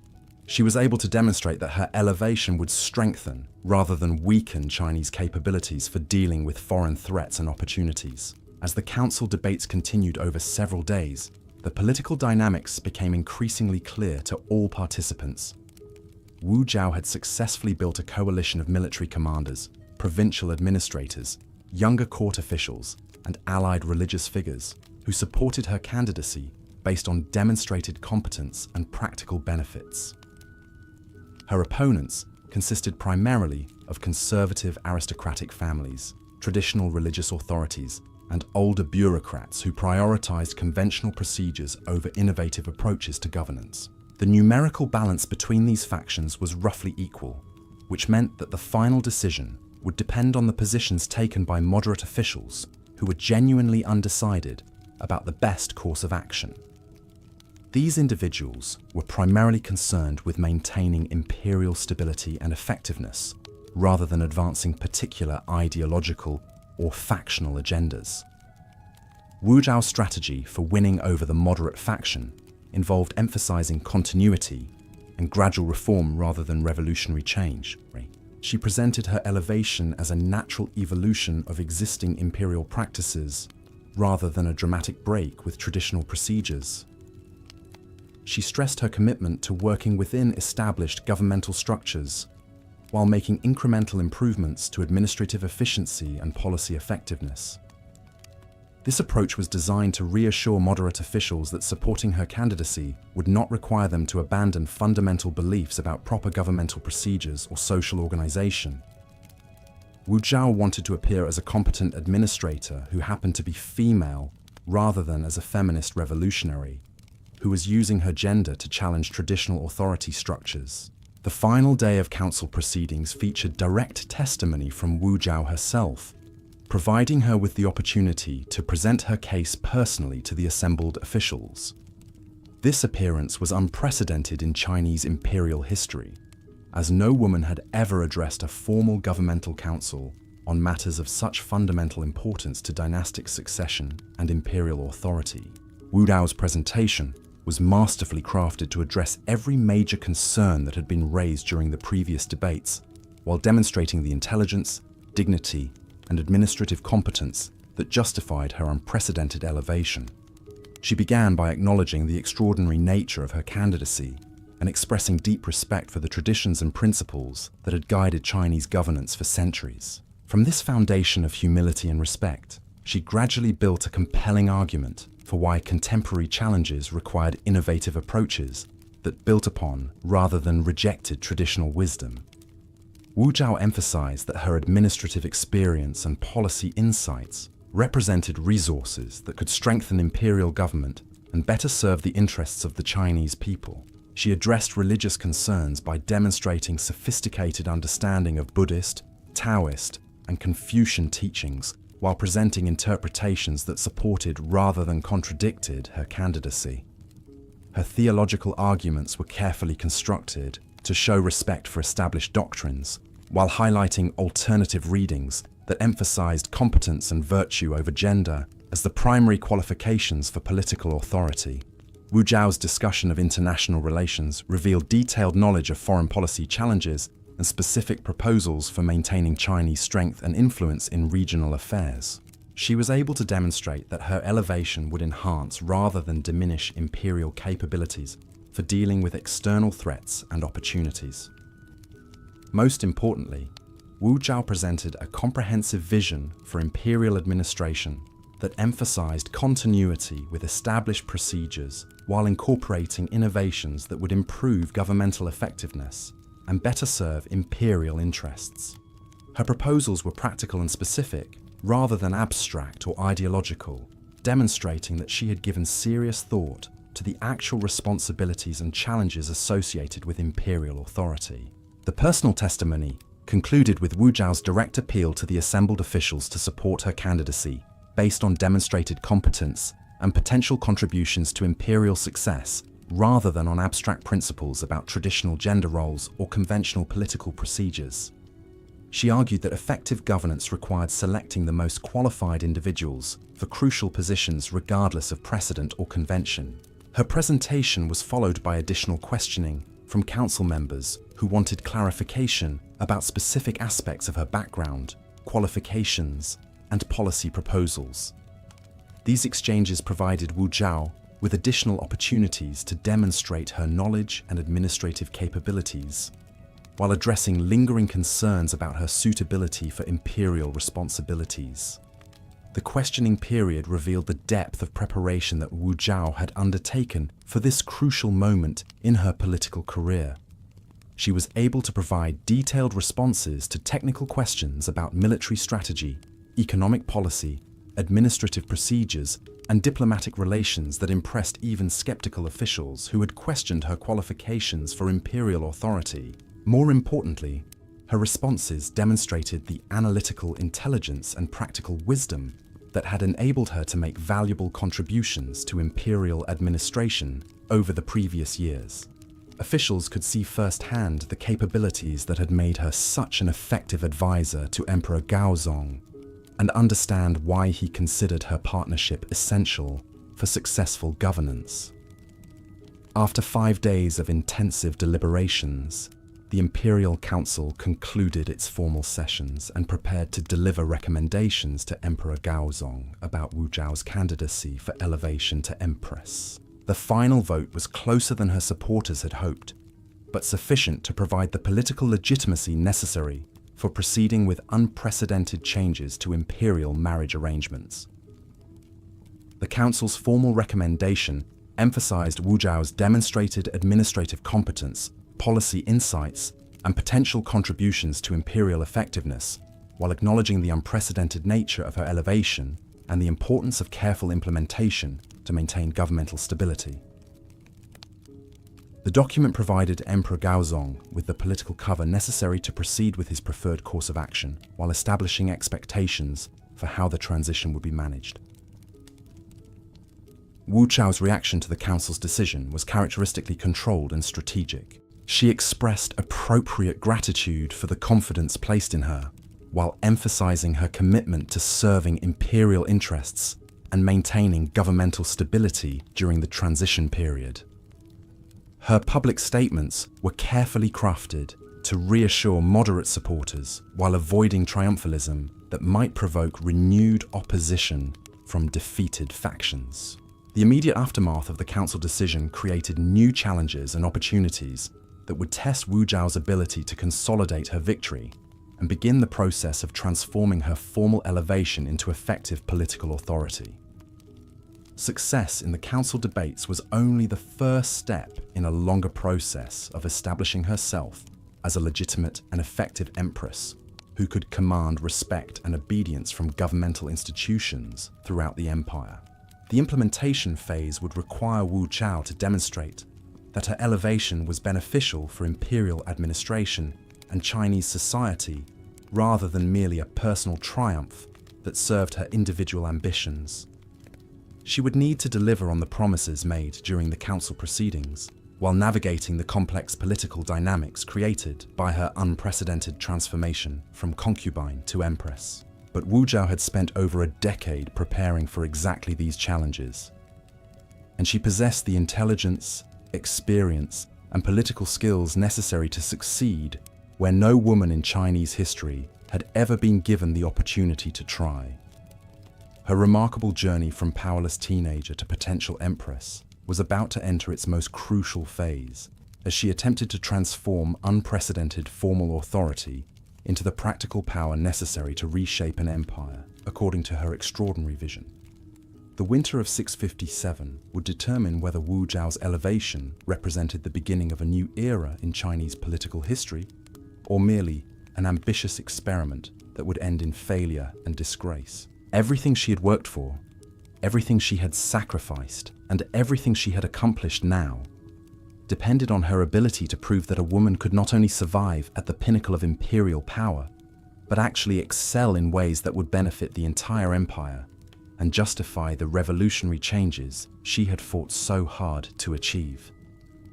The teenage concubine who had entered the Forbidden City with nothing but intelligence and determination was about to discover whether those qualities were sufficient to succeed in the ultimate test of political leadership in the most powerful empire on earth. The formal ceremony proclaiming Wu Zhao as Empress Wu took place on a frigid January morning in 657, transforming the Hall of Supreme Harmony into the stage for the most revolutionary moment in Chinese imperial history. The elaborate ritual had been meticulously planned to emphasize continuity with traditional procedures, while subtly acknowledging the unprecedented nature of what was occurring. Hundreds of court officials, military commanders, and foreign diplomats filled the magnificent hall, their silk robes creating a sea of brilliant colors against the backdrop of golden pillars and jade decorations. The ceremony itself followed ancient protocols that had been used for imperial marriages throughout Chinese history, but everyone present understood they were witnessing something that had never happened before and might never happen again. Emperor Gaozong, resplendent in his dragon robes and ceremonial crown, formally proclaimed Wu Zhao as his empress and partner in governing the Tang Empire. The words echoed through the hall with an authority that made the unprecedented seem inevitable, transforming months of political controversy into historical fact through the power of imperial declaration. Wu Zhao, now Empress Wu, received the golden phoenix crown and jade seal that symbolized her new status with perfect dignity and composure. Her acceptance speech was brief and carefully crafted to emphasize her gratitude, humility, and commitment to serving imperial interests. She made no reference to the extraordinary nature of her elevation or the opposition she had overcome to achieve it. But beneath the ceremonial formality, everyone present recognized the magnitude of what had just occurred. A woman who had entered the imperial court as a powerless concubine had systematically transformed herself into the most powerful person in the Chinese empire after the emperor himself. Her elevation represented not just a personal triumph, but a fundamental challenge to assumptions about gender, power, and political authority that had governed Chinese society for over 1,000 years. The immediate aftermath of the coronation ceremony revealed both the opportunities and dangers that Empress Wu would face in her new position. Congratulations poured in from officials and military commanders who had supported her candidacy. But these expressions of loyalty were often accompanied by requests for favors, appointments, and policy changes that reflected their expectations about how imperial gratitude should be expressed. More ominously, several prominent court officials who had opposed her elevation submitted formal requests for retirement or transfer to remote provincial positions, signaling their unwillingness to serve under female authority, despite the emperor's explicit endorsement of her status. These resignations created immediate administrative challenges, while also providing Empress Wu with opportunities to replace potentially disloyal subordinates, with officials more committed to her success. The international response to Wu Zhao's elevation was mixed but generally cautious, reflecting foreign uncertainty about how this unprecedented development might affect Chinese military capabilities and diplomatic relationships. Korean kingdoms suspended planned tribute missions while they assessed whether female rule represented Chinese weakness that could be exploited. Turkish tribal leaders increased raids along the northern frontier, testing imperial resolve under new leadership arrangements. These foreign challenges required immediate attention and decisive responses that would demonstrate the continuity of Chinese strength, regardless of changes in imperial family structure. Empress Wu understood that any perception of weakness or hesitation could trigger broader international crises that would undermine her domestic political position, while potentially threatening the security of the empire itself. Her response to these challenges revealed the strategic thinking and administrative competence that had enabled her remarkable rise to power. Rather than allowing military commanders to respond independently to foreign provocations, Empress Wu coordinated a comprehensive strategy that combined diplomatic initiatives with carefully calibrated military actions, designed to discourage aggression while avoiding unnecessary escalation.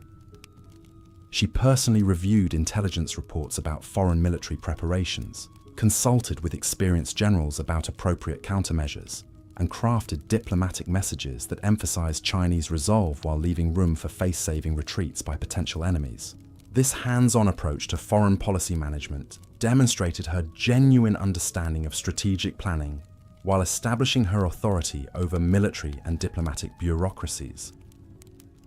The Korean situation was particularly delicate because it involved complex historical relationships and competing territorial claims that could easily escalate into full-scale warfare if mismanaged. Several Korean kingdoms had been vassals of the Chinese Empire for generations, providing tribute and military assistance in exchange for protection and trading privileges. However, the succession of a female empress had created uncertainty about whether these arrangements would continue under new leadership. Empress Wu's approach to the Korean challenge was characteristically sophisticated and multi-layered. She began by dispatching experienced diplomats to Korean courts with personal messages emphasizing her commitment to maintaining traditional relationships while also hinting at potential benefits for kingdoms that demonstrated continued loyalty. These diplomatic initiatives were accompanied by subtle military preparations that would enable rapid deployment of Chinese forces if diplomatic solutions proved insufficient. More importantly, she used the Korean situation as an opportunity to demonstrate her strategic capabilities to domestic audiences who were still evaluating her qualifications for imperial authority. By successfully managing complex international negotiations while maintaining imperial dignity and Chinese interests, Empress Wu could prove that female leadership was not only feasible, but potentially superior to conventional approaches that relied primarily on military intimidation. The Turkish frontier presented different, but equally significant challenges that required careful balancing of competing priorities and limited resources. Turkish tribal confederations had been launching increasingly ambitious raids into Chinese territory, testing imperial defenses and seeking opportunities to establish permanent settlements in border regions.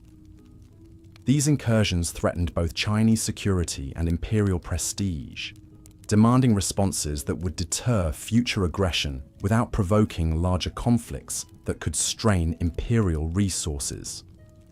Empress Wu's strategy for dealing with Turkish threats involved a combination of military, diplomatic and economic initiatives that reflected her comprehensive understanding of the factors driving tribal behavior. She recognized that Turkish raids were motivated primarily by economic desperation rather than territorial ambition, creating opportunities for solutions that addressed underlying causes rather than merely responding to immediate symptoms.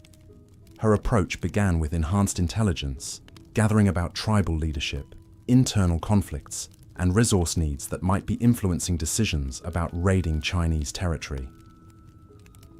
This information enabled more targeted responses that could exploit divisions among different tribal groups while offering incentives for cooperation with Chinese authorities. Simultaneously, Empress Wu initiated economic programs designed to provide Turkish tribes with legitimate alternatives to raiding as sources of income and resources. These initiatives included expanded trading opportunities, employment in Chinese military units, and access to Chinese agricultural techniques that could improve tribal food security. The programs were carefully structured to create dependencies that would discourage future aggression while demonstrating Chinese generosity and strength. The military dimension of her Turkish strategy emphasized mobility, intelligence, and psychological impact rather than massive force deployment that would be expensive and potentially counterproductive. Empress Wu worked with experienced frontier commanders to develop new tactics that could neutralize Turkish advantages in cavalry warfare, while exploiting Chinese superiority in logistics, coordination, and technological resources. These military innovations included improved communication systems that enabled faster responses to tribal movements, enhanced fortification designs that could withstand cavalry attacks while supporting Chinese counteroffensives, and new weapons technologies that gave Chinese forces tactical advantages in the types of engagements most common along the Turkish frontier. The success of Empress Wu's foreign policy initiatives during her first months in power provided powerful evidence of her competence and effectiveness that helped consolidate her domestic political position. Officials who had questioned her qualifications for imperial authority found it increasingly difficult to maintain their opposition when her policies were producing measurable improvements in imperial security and international relations. More importantly, her foreign policy successes created opportunities for Empress Wu to begin implementing domestic reforms that would strengthen her political coalition while addressing long-standing problems in Chinese governmental administration. The credibility she gained through effective management of international challenges provided her with political capital that could be invested in more controversial domestic initiatives. The first major area of domestic reform that Empress Wu addressed was the imperial bureaucracy itself, which had become increasingly dominated by a small number of aristocratic families whose members passed government positions between generations regardless of competence or merit. This system created inefficiencies and corruption that undermined governmental effectiveness, while limiting opportunities for talented individuals from diverse backgrounds. Empress Wu's approach to bureaucratic reform was gradual and strategic, designed to improve administrative performance while avoiding direct confrontation with established families whose opposition could destabilize her political position. She began by expanding examination systems that allowed individuals to qualify for government service based on demonstrated knowledge and capabilities rather than family connections or aristocratic status. These examination reforms were presented as efforts to strengthen imperial administration by ensuring that the most qualified candidates were selected for important positions.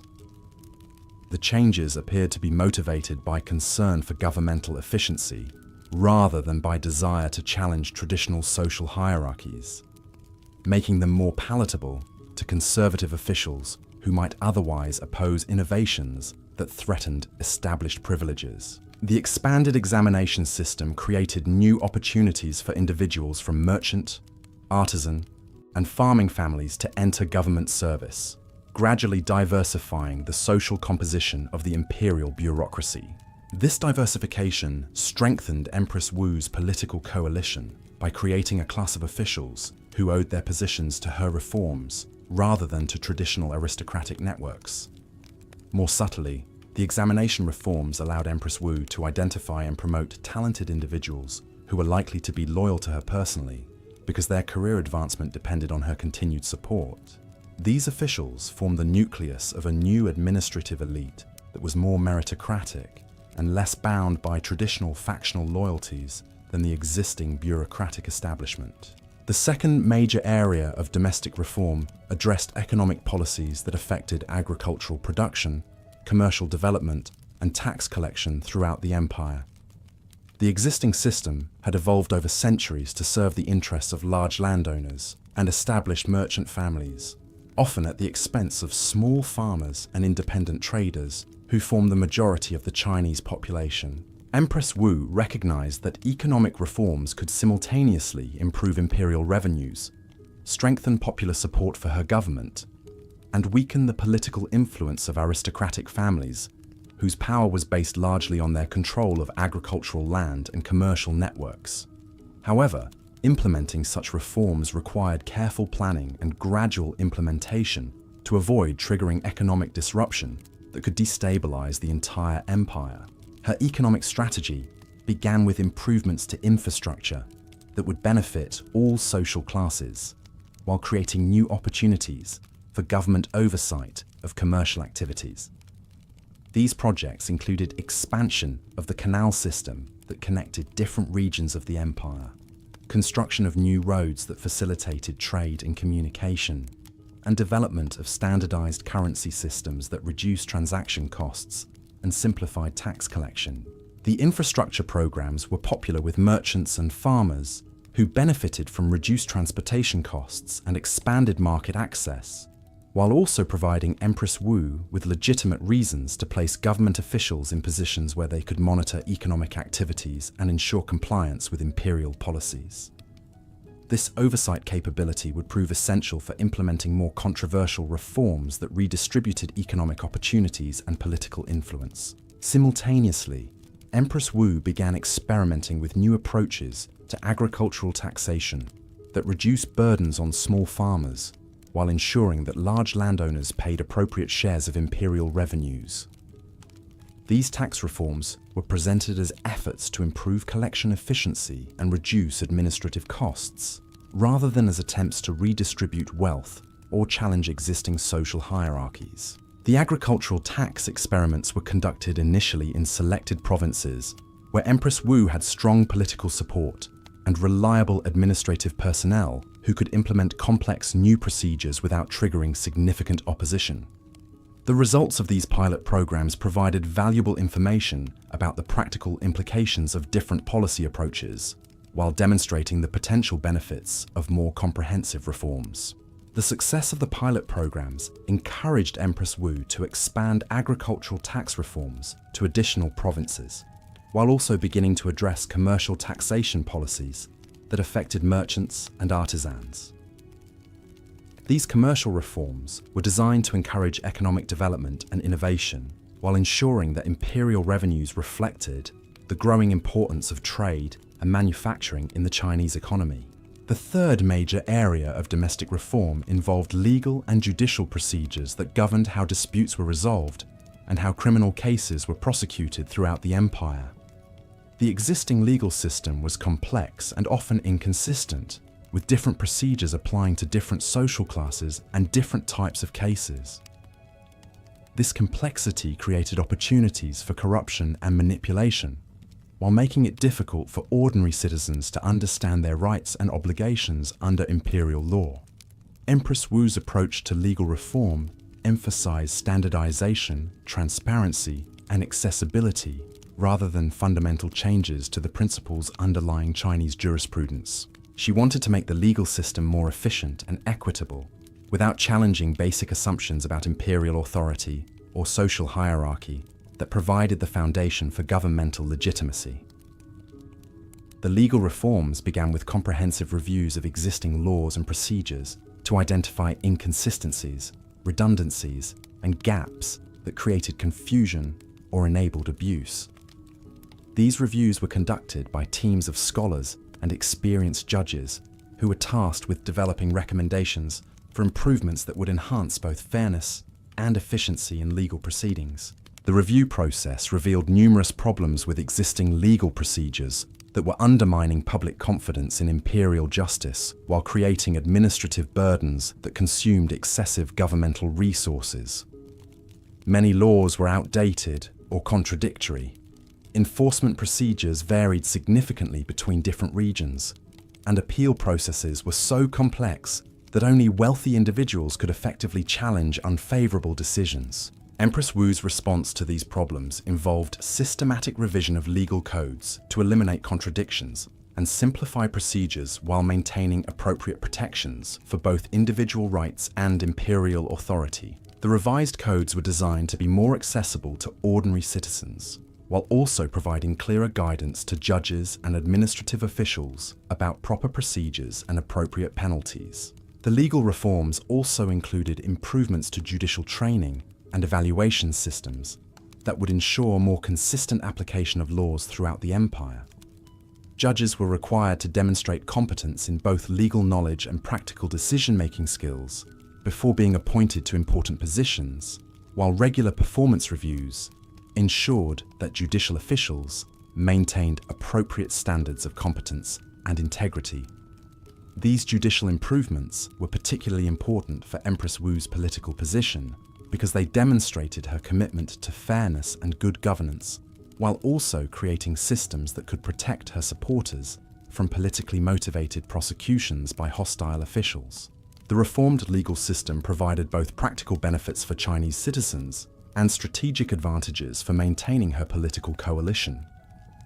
The fourth major area of domestic reform addressed military organization and strategic planning systems that were essential for maintaining imperial security while supporting foreign policy objectives. The existing military structure had evolved over centuries to address different types of threats and challenges, creating a complex system of overlapping commands and competing priorities that sometimes hindered effective responses to contemporary security problems. Empress Wu's military reforms were designed to improve coordination between different military units while maintaining the regional autonomy that allowed rapid responses to local threats. She recognized that excessive centralization could create vulnerabilities if communication systems were disrupted, but also understood that insufficient coordination could prevent effective responses to large-scale challenges that required integrated strategies. Her approach to military reform began with comprehensive assessments of existing capabilities, threat environments, and resource requirements that would provide accurate information about current strengths and weaknesses in imperial defense systems.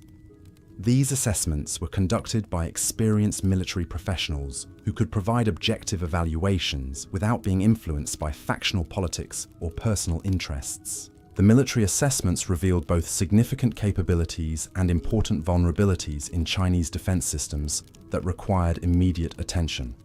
Imperial forces were generally well-equipped and professionally trained, but coordination between different commands was often inadequate, and strategic planning processes were sometimes compromised by political considerations that interfered with military judgment. Empress Wu's response to these military challenges involved gradual improvements to command structures, communication systems, and strategic planning procedures that would enhance effectiveness without creating disruption during the reform process. The military reforms were implemented carefully to maintain operational readiness while upgrading capabilities and addressing identified weaknesses.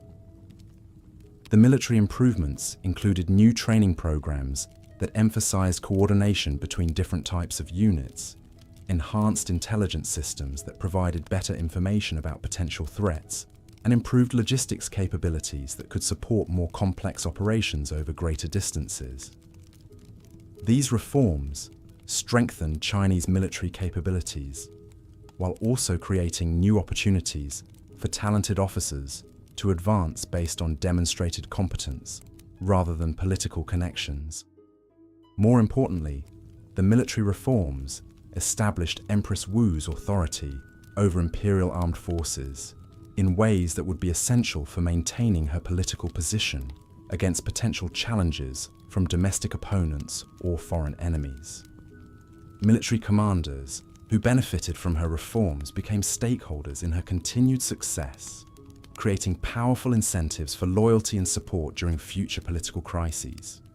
The cumulative effect of Empress Wu's domestic reforms during her first year as Empress was to strengthen both the practical effectiveness of imperial government and her personal political position within the complex hierarchy of Chinese power structures. Each reform area reinforced the others, creating synergistic improvements that demonstrated the benefits of comprehensive rather than piecemeal approaches to governmental innovation.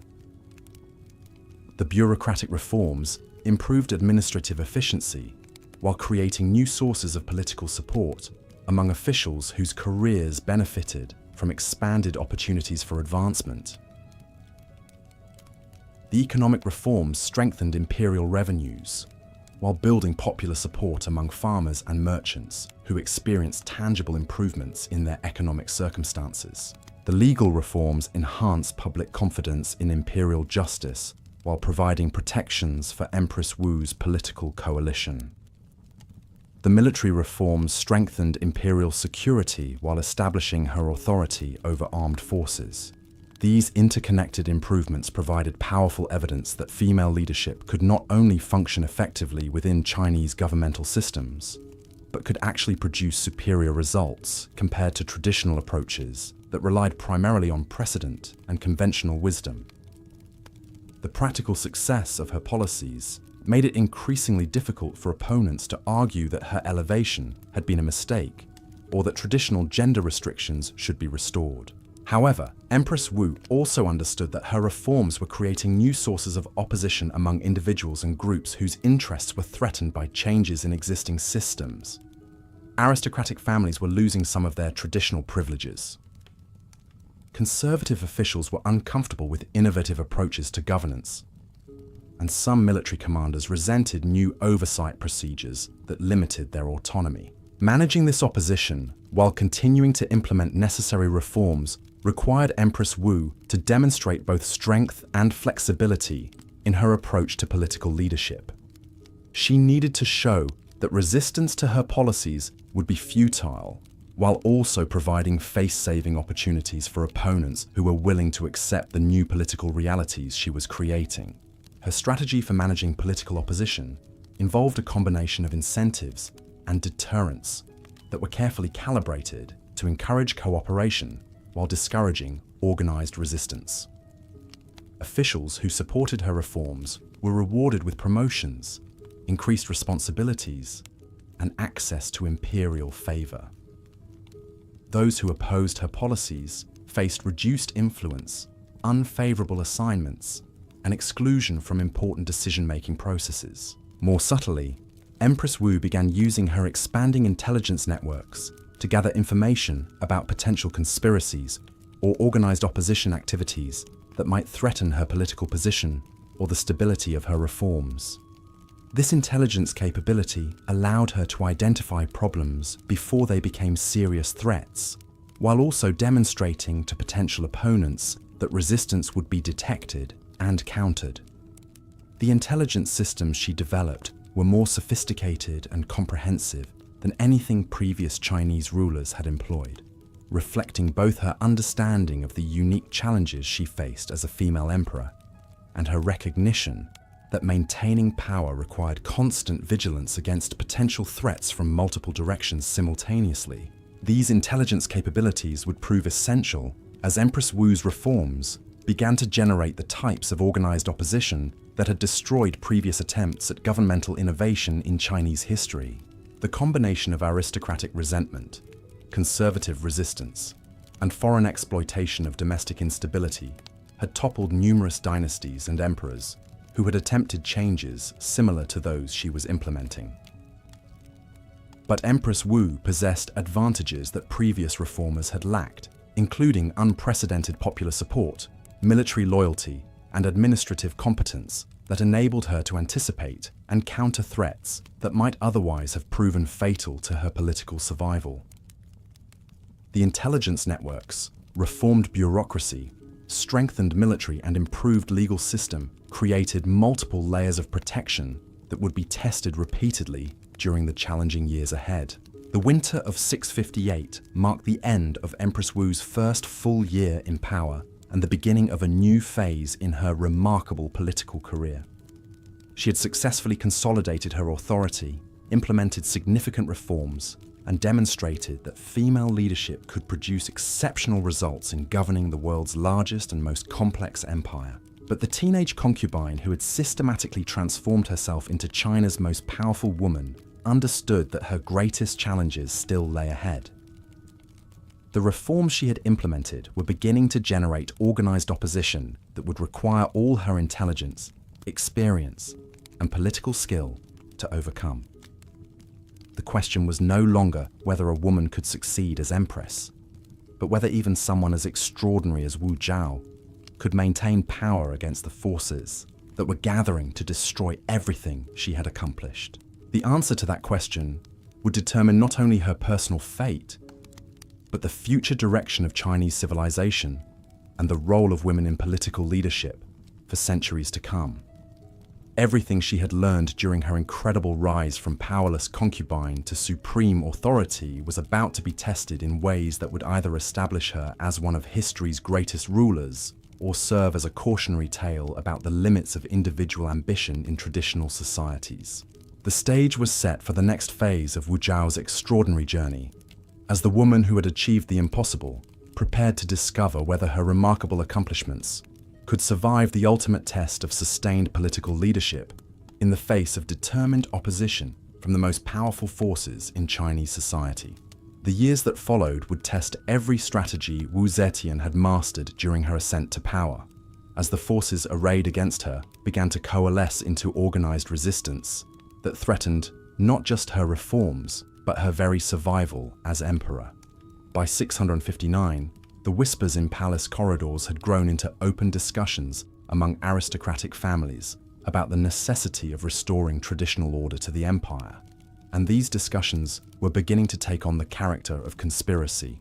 The challenge Wu Zetian faced was fundamentally different from anything she had encountered during her rise to power. Previously, she had been fighting for advancement within existing systems, using her intelligence and political skills to navigate established hierarchies and win allies among people who already held positions of authority. Now, as emperor, she was simultaneously defending her position while trying to transform the very systems that had enabled her success. The aristocratic families who formed the core of opposition to her rule were not simply resisting individual policies or administrative changes. They were fighting to preserve a social order that had guaranteed their wealth, status, and political influence for generations. Wu Zetian's reforms threatened to replace hereditary privilege with merit-based advancement, undermining the fundamental assumptions about power and authority that these families had built their entire identities around.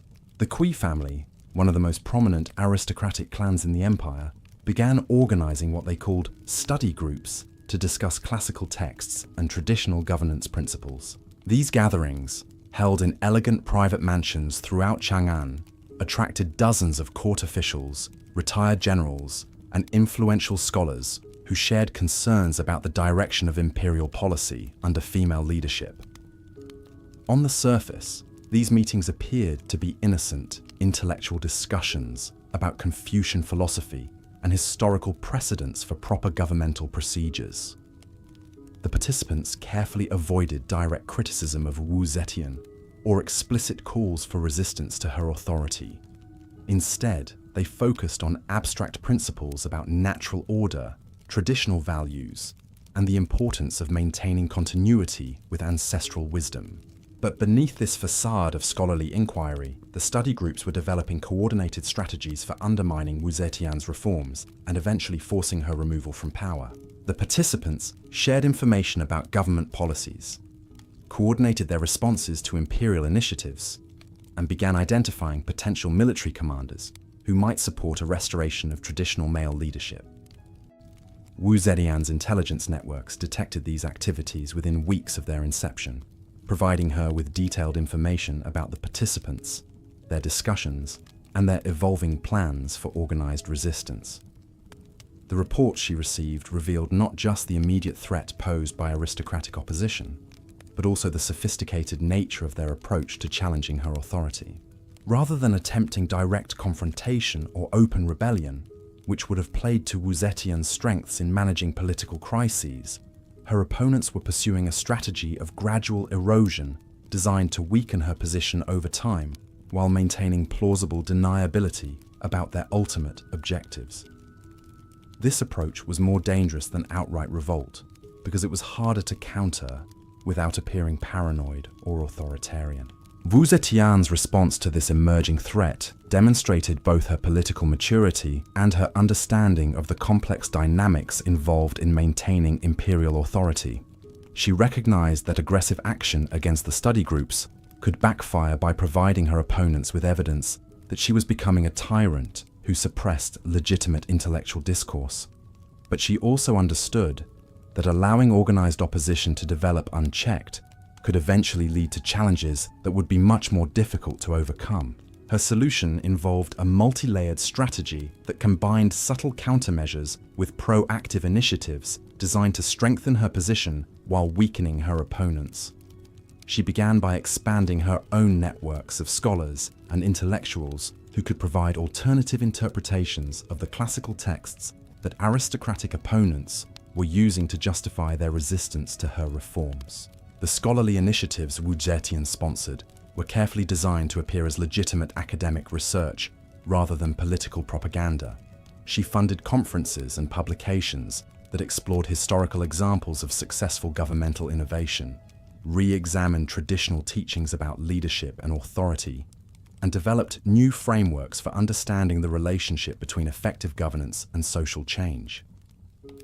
These intellectual projects served multiple purposes in Wu Zetian's broader strategy for managing aristocratic opposition. They provided her supporters with sophisticated arguments that could counter the classical quotations and historical precedents that her opponents used to justify their resistance. They created opportunities for talented scholars to advance their careers by contributing to imperial initiatives, building loyalty among intellectual communities that might otherwise have been neutral or hostile. Most importantly, the scholarly projects established Wu Zetian as a patron of learning and cultural development, countering attempts to portray her as an illegitimate usurper who was destroying traditional Chinese civilization. Her support for intellectual inquiry and academic excellence demonstrated that her reforms were motivated by genuine concern for imperial welfare, rather than personal ambition or revolutionary ideology. Simultaneously, Wu Zetian began implementing more targeted measures designed to disrupt the coordination mechanisms that aristocratic families were using to organize their opposition. These measures were subtle and indirect, designed to appear as routine administrative adjustments rather than deliberate attempts to suppress political resistance. She initiated a series of bureaucratic reforms that required more frequent reporting and documentation of official activities, making it more difficult for government employees to participate in unauthorized political discussions without detection. New assignment procedures rotated officials between different departments and regions more frequently, preventing the formation of stable factional networks that could coordinate opposition activities over extended periods. Travel regulations were modified to require additional documentation and approval processes for journeys between major cities, making it more challenging for aristocratic families to maintain regular communication and coordination across different regions of the empire. These changes were presented as security measures designed to improve intelligence gathering about foreign threats, but they had the practical effect of limiting the ability of domestic opponents to organize large-scale resistance. The financial dimension of Wu Zetian's counter-strategy involved careful manipulation of government contracts, tax assessments, and trade privileges that affected the economic interests of aristocratic families. Rather than direct attacks on their wealth, which would have been obvious and potentially counterproductive, she implemented gradual changes that reduced their economic advantages while creating new opportunities for individuals and families who supported her reforms. Government procurement procedures were modified to emphasize competitive bidding and performance standards, rather than traditional relationships and family connections. Tax collection methods were standardized to reduce opportunities for preferential treatment based on aristocratic status. Trading privileges and commercial licenses were expanded to include more diverse applicants, reducing the monopolistic advantages that established families had enjoyed for generations. These economic measures were presented as efforts to improve governmental efficiency and increase imperial revenues rather than as a tax on aristocratic privilege. The changes appeared to be motivated by practical administrative concerns rather than political retaliation, making it difficult for opponents to rally broader support by claiming persecution or unfair treatment. The cumulative effect of these various countermeasures was to gradually weaken the organizational capabilities and economic resources that aristocratic families needed to sustain effective opposition to Wu Zetian's rule. The families found themselves increasingly isolated from each other, with reduced financial resources and limited access to the government positions and commercial opportunities that had traditionally provided the foundation for their political influence. But Wu Zetian understood that defensive measures alone would not be sufficient to secure her long-term position as emperor.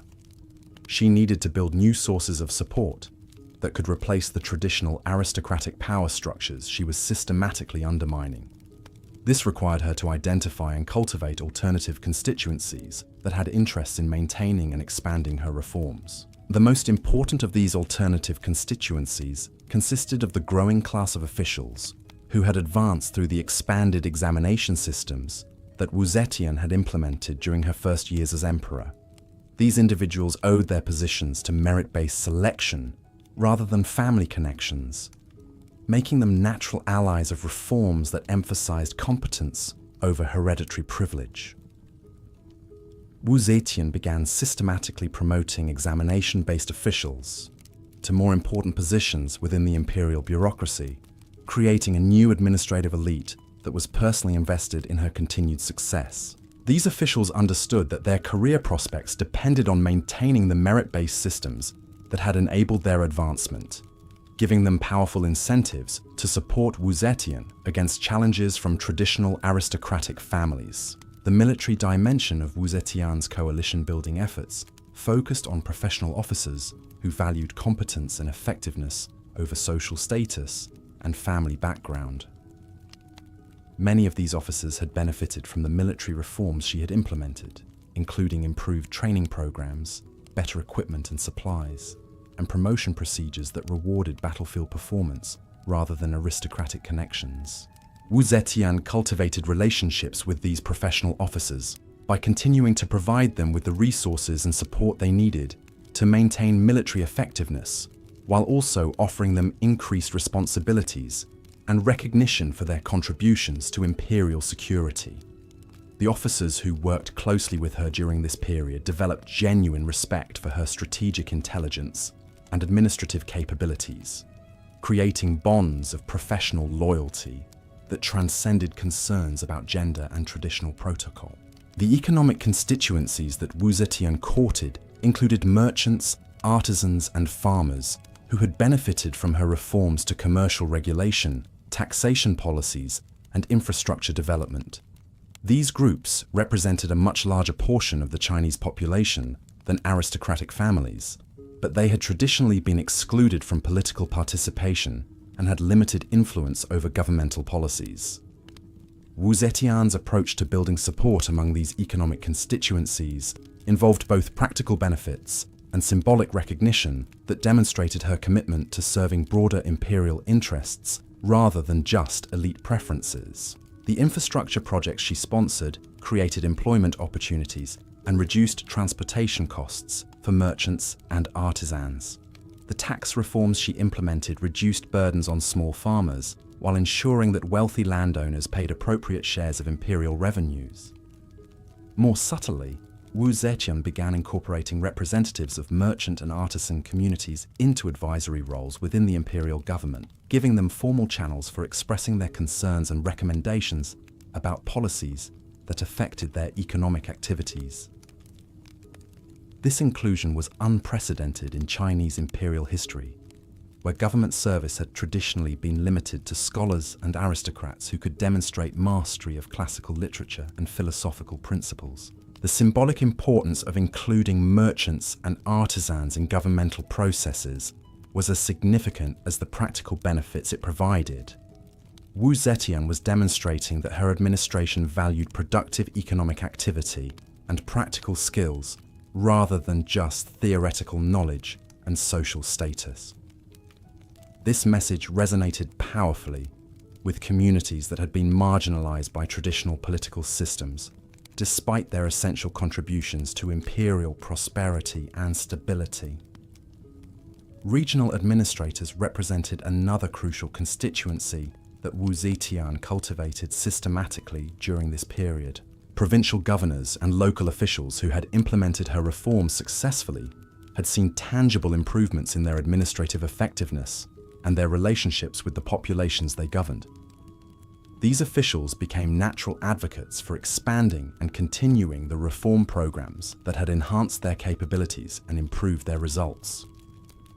Wu Zetian maintained regular communication with successful regional administrators, seeking their advice about policy modifications and implementation strategies, while also providing them with recognition and rewards for their achievements. This relationship building created networks of experienced officials throughout the empire who had personal stakes in defending her reforms against attempts to restore traditional procedures that had been less effective. The religious dimension of Wu Zetian's coalition-building efforts involved continued cultivation of Buddhist and Taoist leaders who supported alternative interpretations of spiritual teachings about governance and political authority. The scholars and priests who had provided theological justification for her elevation to emperor continued to develop and refine their arguments, creating increasingly sophisticated frameworks for understanding female leadership as compatible with divine order and cosmic harmony. Wu Zetian's support for these religious scholars included funding for temple construction, sponsorship of scholarly conferences, and patronage of artistic and literary projects that explored themes related to wisdom, compassion, and effective leadership, regardless of gender. These activities strengthened her relationships with religious communities while also producing cultural works that influence broader public opinion about the legitimacy and benefits of her rule. By 661, Wu Zetian had successfully constructed a diverse coalition of supporters that included merit-based officials, professional military officers, economic constituencies, regional administrators, and progressive religious leaders. This coalition was more representative of Chinese society as a whole than the traditional aristocratic networks that had dominated imperial politics for centuries, giving her reforms a broader foundation of popular support. The strength of this coalition was tested during the autumn of 661, when aristocratic opposition to Wu Zetian's rule finally crystallized into organized conspiracy that threatened to overthrow her government through coordinated military action. The plot involved several prominent families, retired generals, and court officials who had concluded that gradual resistance was insufficient to restore traditional governmental procedures. The conspiracy was remarkably sophisticated, involving simultaneous uprisings in multiple provinces, coordinated attacks on government installations in the capital, and plans to assassinate Wu Zetian and key supporters of her administration. The conspirators had spent months recruiting military commanders, accumulating weapons and supplies, and developing communication networks that would enable coordinated action across vast distances. Wu Zetian's intelligence services detected the conspiracy during its final planning stages, providing her with detailed information about the participants, their objectives, and their operational plans. The intelligence reports revealed both the seriousness of the threat and the extensive preparation that had been undertaken by her opponents, confirming her assessment that aristocratic resistance had evolved into existential challenge to her continued rule. Her response to the conspiracy demonstrated both the political skills she had developed during her rise to power and the administrative capabilities she had built during her years as emperor.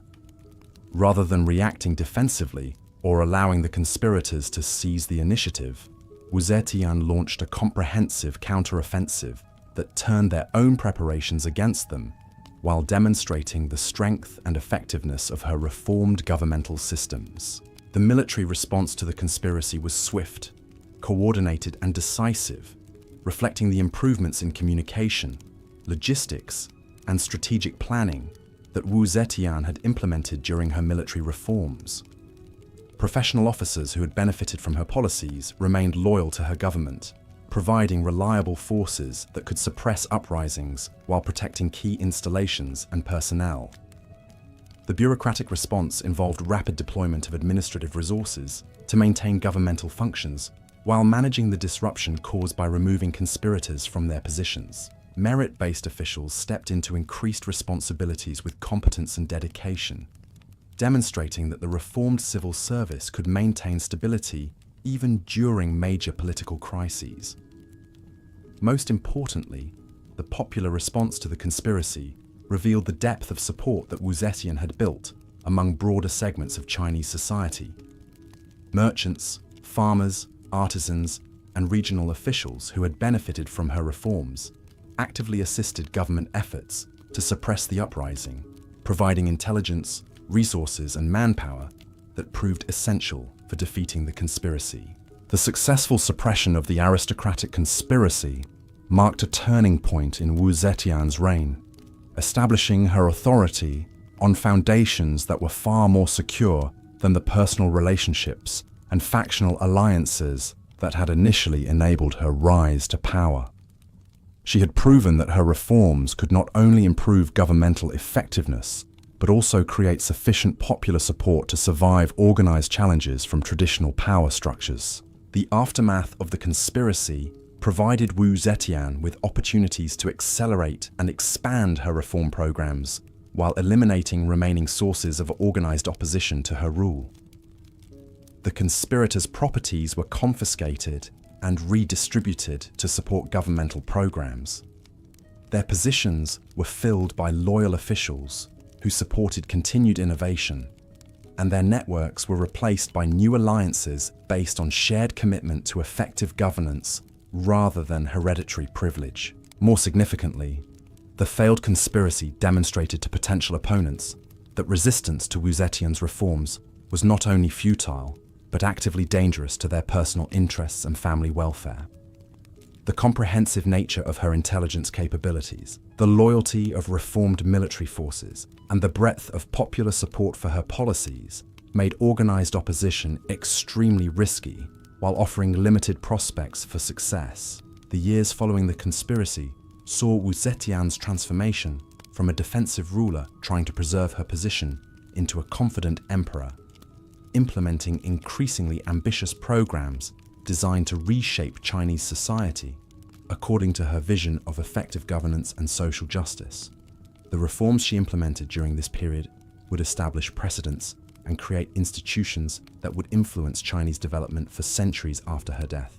But the woman who had begun her journey as a powerless concubine and survived every challenge through intelligence, determination, and political skill understood that her ultimate legacy would depend not just on her success in maintaining power, but on her ability to create lasting changes that would benefit the Chinese people long after her remarkable reign had ended. The teenage girl who had entered the imperial court with nothing but ambition and intelligence had become the most powerful person in the world's largest empire, proving that exceptional individuals could overcome seemingly impossible obstacles through careful planning, strategic thinking, and unwavering commitment to their objectives. Her story stands as one of history's most extraordinary examples of personal transformation and political achievement, demonstrating that even in the most traditional and hierarchical societies, remarkable individuals could create revolutionary change through skillful application of intelligence, determination, and strategic vision. Wu Zetian's reign would continue for many more years, during which she would implement reforms that modernized Chinese government, strengthened imperial administration, and expanded opportunities for talented individuals regardless of their social background.